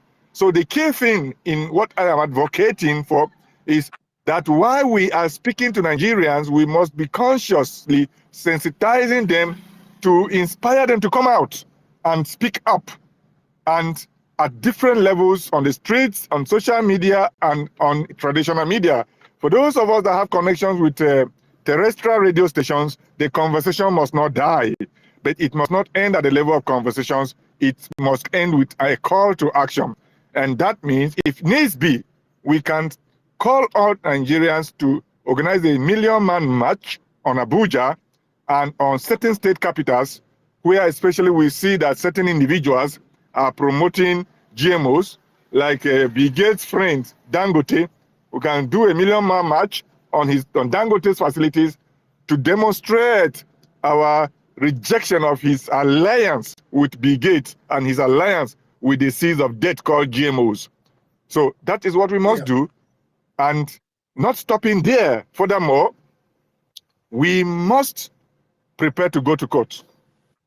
We must prepare to go to court at different levels. It is possible that a particular state can say no, can pass a law or get a court judgment banning GMOs in that particular state because they are agents of terrorism. We can establish that and get the best of lawyers to defend these things. There is one thing about a court case. It's not necessarily that you must win, but it talks up publicity. It adds up content to your publicity. So that even if you lose the case, you have created ingredients, you have created resources, material for continuous conversation while the case subsists. So we must prepare to go to court, not just in one single case, but at different levels of judicial Yeah. intervention. So that is another thing that we can do. And I think now is the time to begin to get the briefs to get to court All right. as soon as possible. All right. Thank you very much, Prof. I mean, I was just going to say there's a lot. And I'm sure if I allowed you, you keep remembering so many other things we could do. And it's like you said, but I think the real point is the starting point, right? So, which was what Prof said first, sensitization. That's like, I think that's like the starting point, and that's why we're having this space today, like to this level where, you know, ignoring how technical it could sound to anybody, but everybody needs to, that's the starting point. Then from there, and please let me just quickly say, that's why we are begging you people, obedient and even non-obedient, support LP to win Edo State, so that maybe we can have a governor that will ban GMO in Edo State. And you people, if your governor allow GMO, you can come to Edo State. Eh? No problem. We have space. There is space everywhere in Edo State. Edo State is very welcoming. We have, in fact, Edo State is Wazobia. We have Igbo Hausa. We don't need to know tribe in Edo State. So support. Let's get to Lumia Pata to governor to go to the governorship of Edo State, so that we can call him out here and say, sir, we are here of violent space. Now we also want you to not let GMO near those states, so that can at least be a safe haven for you when if things are going rough out there. All right, and thank God PCX is from Edo State, so I know PCX can hold Olumide Apata to ransom. All right, quickly, I'm going to go straight to Sorry, yeah. 1 minute Go before you ahead. go, real quick. Let me point this out.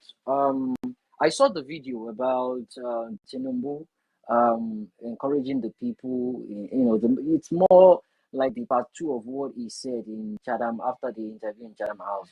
Grab his snatch it and run away with it. That's the equivalent of what he's trying to say. And if you're paying attention closely to what is going on in Edo State, you can see the APC guy is not making any effort at all. They don't tell him law for Mbale. No effort, no poster, nothing. He's not even bothered.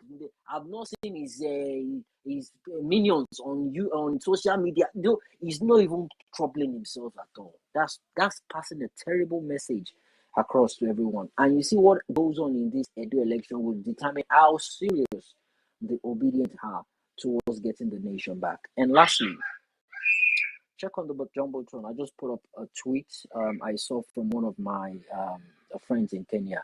I had a contact with a couple of them a few minutes ago, about 10-15 minutes ago. The protest is over right now, and they're about midnight right now in Kenya, and they are still shooting.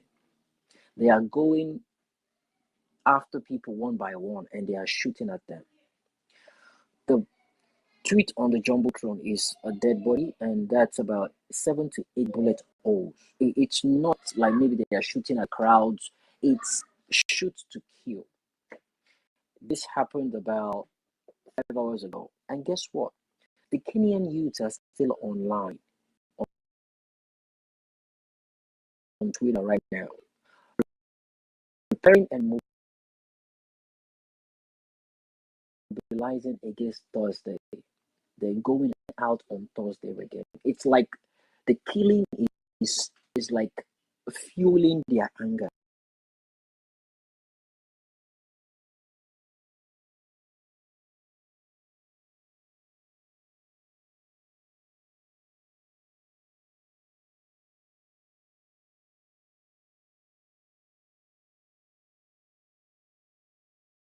Thank you very much, Jimmy.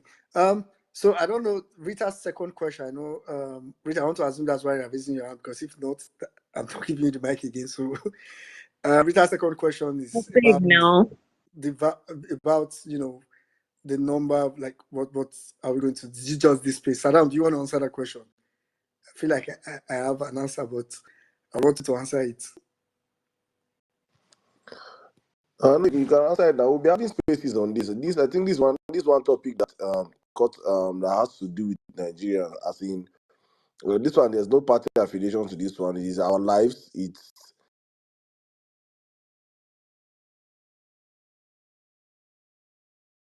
think it's important that we'll be having these conversations as much as possible. And I hope all our experts here have dropped enough of wisdom for us to go back home. If you didn't get to hear part of their submissions, you can come back and replay the space, the recorded space, and you get to hear what they have said here. I think from the information on this space, anybody I've listened attentively here can be an expert in speaking on GMOs. You can use the information here to go out and be a gospel, a propeller of the information. So it's important that we on our own, not just wait for spaces like this. We should start going on social media, um, pass this message out is very, very, very important. But I think we'll keep having these spaces, and probably I won't say how frequent, how it's not going to be every day, but I think we should be tweeting about it every single day.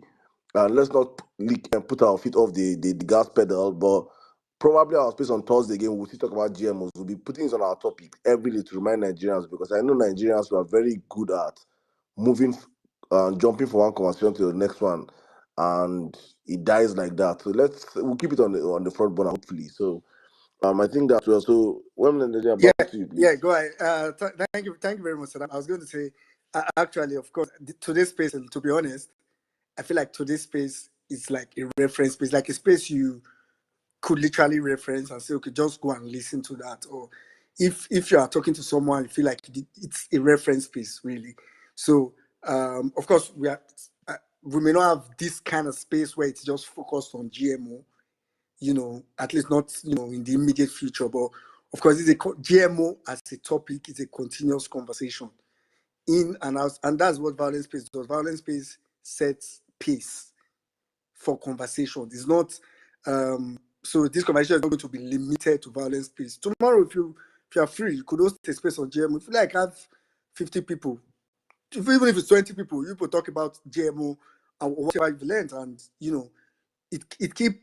let it be a recurring conversation. So that's the real point. Why, because if you want to wait for violence space Thursday, Tuesday, GMO, some people don't chop. Some people don't chop on Sunday and Monday. They're not going to survive on Tuesday to come listen to violence space. So it might be too late. So let's quickly let's bring into action. Okay, quickly, I'm going to go straight to real ever best, then I'll come to Grace. Hey, 1 minute. Let me just talk some more, please. Now, so that will What go do you want to talk away. to more? There's not. What do you want to say?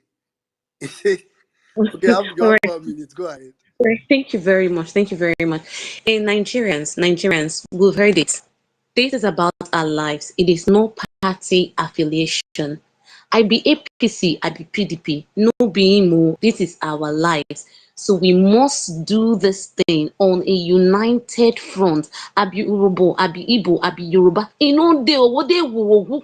If you die, you die through away. We have to unite and do this thing once and for all. Emilio cannot be this one. I yield. Thank you. All right, thank you very much, Peter. Like I said earlier on this piece, the problem is resolved. Like, um, the foundation is not sure, so sometimes it's shaking. But I'm hoping that on this issue of GMO, something that we can all resolve to deal with, irrespective of where you're coming from. All right, quickly, real ever best, as quick as possible because we are on the running line. All right, quickly, go ahead, real ever best. Good morning, good afternoon, good evening, depending where you're spacing from. Don't worry, I'll make it very snappy. No, I'm not greeting Sweet Angel today. What I want to say, I want to begin by thanking at least the three people that I heard that spoke on this topic. I'm not really good at science, but at least the education that was given on this space today is like a 6 unit course. And since it's a recorded space, I think some of us will still go back and listen more to it. It's a whole lot of education, and so I want to thank all of you that spoke. JC, just say, okay, I've actually followed you and I've listened to you. I know that you're a very educated person. And the prof that spoke, and this our brother that have been coming to speak on this issue. I think it's a very serious one, like everybody have noted. Is the one that have long effect. It's not like even like we are fighting about APC or Tinubu. Tinubu, the highest he can do, highest if this word comes, maybe the highest that will happen is for him to do 80. That's the worst that will happen. But we're talking about something that will genetically alter the life of people and even our land. So not just the life of people, but our land is going to be altered forever. And when you look at how the world is run today, even the international organizations, you fear them. I was following COVID-19 when it came out, every attempt by people who suspected that this thing could have come from Wuhan in China, every attempt, even by scientists themselves, even by doctors, people who are worried, to say this thing may have, is the only likely, the only thing that made sense is that this thing came from China. You know, the way even international organization, United Nations, anybody that dare suspect that this thing came from China, that person was silenced. Even the president of America was silenced for even daring to think. And at the end of the day, it came from China. At the end of the day, it was something that was genetically manipulated. The case of COVID-19, we've not had the last of it. Now we are talking about GM. I've always believed, you see, people who push climate change, I've said this thing several, people who push climate change, go and check all of them who push climate change and all, they don't believe in God. And the way, the rate at which they are going, if we don't stop them, they will not end at this thing they are doing. They will actually go into other things. So I think it's a wake-up call for all of us. Like we've noted, this one is not politics, this one is our life. And it's one that we should take very seriously. And they go, their soft target is people like illegitimate government, people government who does not have the support of their people, or government who is looking for legitimacy. They will use them. And there is something that was said here this evening, because if I had not perhaps been on this space, I wouldn't have, actually reconciled it the way it was said. Because I've always wondered, how come that Nigerians, we are getting hungry on daily basis, prices of food, not the ones we are imported, the ones we are producing in this country, we can no longer produce. How come that our farmers are being killed and are being kept in IDP homes? They cannot. The government seem incapacitated to do anything. Like, we know we have land, we know we have farmers that can farm, and yet people are going, killing them, and the government is not doing anything to protect them. Can't our military even go and protect our farmers? And what Oke said here this evening is that I don't think there's any truth that can be more than that. That this thing is actually an attempt to make sure our farmers don't go back to farm. We remain so hungry so that they can bring this seed, and the seed will be the new agriculture of Nigeria. So I think this things we should take seriously, to say, oh, if this thing is more than religion, like I would have been somebody that would have said, oh, it's a religious something and not the rest of them. But what was said here this evening and all the fact that was laid to bear, meaning it's not about religion, it's about manipulation. There are people who are manipulating us. And because we are so poor in this country, because our government has impoverished us, they are bringing money. Like some of these government, they say, oh, we're going to give you $50 million to do this thing. People will be ready to open their arms. They are not thinking of be the next. I think we should fight this fight. If we can't fight it as a nation, generally, we can fight it zonally. Like, the Western people will say, go to your governors and say, no, we don't want GMO seed in our region. If we cannot fight it nationally, we'll fight it regionally. Say the Easterners will say, no, we don't. At least we cannot. If we cannot hold the president, if we cannot get his attention, at least we can get the attention of our governors in our respective regions. This is serious, and I'll end with this. The statement that Tinubu made today is a very serious one. I think it's one we should not take for granted. I think we should actually plan to do a protest and go to INEC office in Edo and ask them, if they don't want to conduct election, if already they've written results, let us not waste our time. Let us just go and rest that at the end of the day, they will announce who they want to announce. And let us all mobilize to go to INEC office in Abuja and tell them, if they are not ready, if they are not going to conduct election, let us not waste our time. 3 months is still enough time for people to spend their money, to even spend their resources in the name of conducting election. Let us just go and rest. I think this thing we should take it seriously, because the president practically said today that APC should not worry, that he is going to use his power as the commander-in-chief or as the president of Nigeria to give Edo State to APC. That was practically what he said. So whatever election that anybody is planning is no longer necessary. So we should have to go to INEC and tell INEC, please, if people have written results, let us not waste our time again. They should tell us which one is it. I think it's something we should take seriously, because this one is not people speculating. This one is not Reno. This one is not what is that? Bala Mohammed. What's the name of that guy that speaks for them? It's not any of them that came. This president himself, life and direct, saying that if he's not going to conduct the election, that he want to hand over the election to APC. I think we should take it Totally. seriously. Totally. Thank you so much for everyone who spoke. Thank you very much, really, Babet.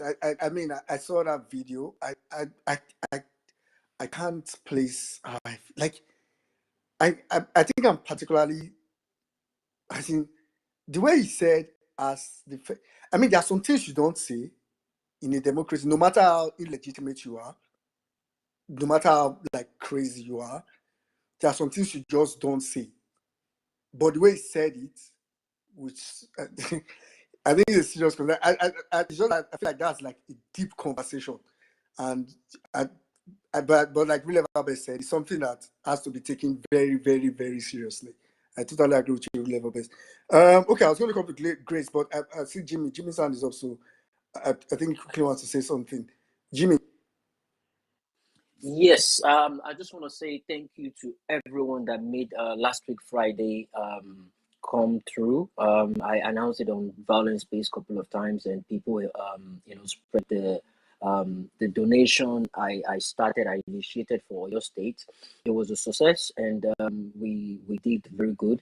And I promise to support every other state that comes up. I will support them. I will join you guys. I will speak to people just to raise money to support Dr. Oakena and General Rich's initiatives on grassroots level, reaching out to the people.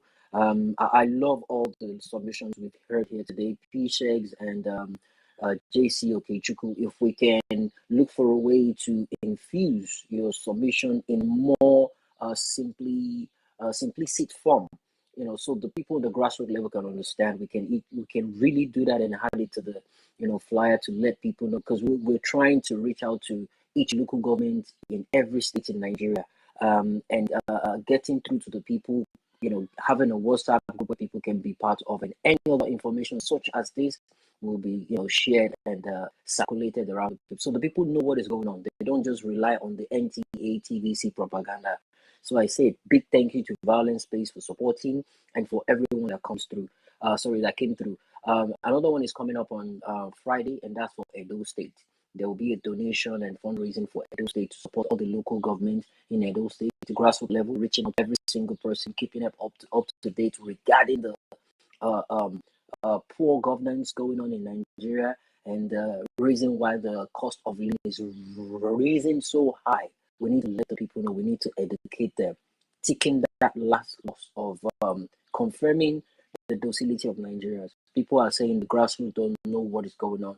Well, we're trying to reach out to them, and the moment we do that, we achieve it. Thank you so much. God bless you. Back All to you, right, Wanda. thank you very much, Jimmy. Just to and I mean, I was just thinking about Jimmy was speaking. I think these are another place where that flyers, those flyers that Pishex, Prof, and Mr. Kichiku's team also would come up with would be helpful. So there's an initiative by one of our very patriotic Lucci. Then there's another team that General Lucci's initiative is called Operation Rescue Nigeria. It's pretty much online, just utilizing WhatsApp groups to spread information. Right? There's also another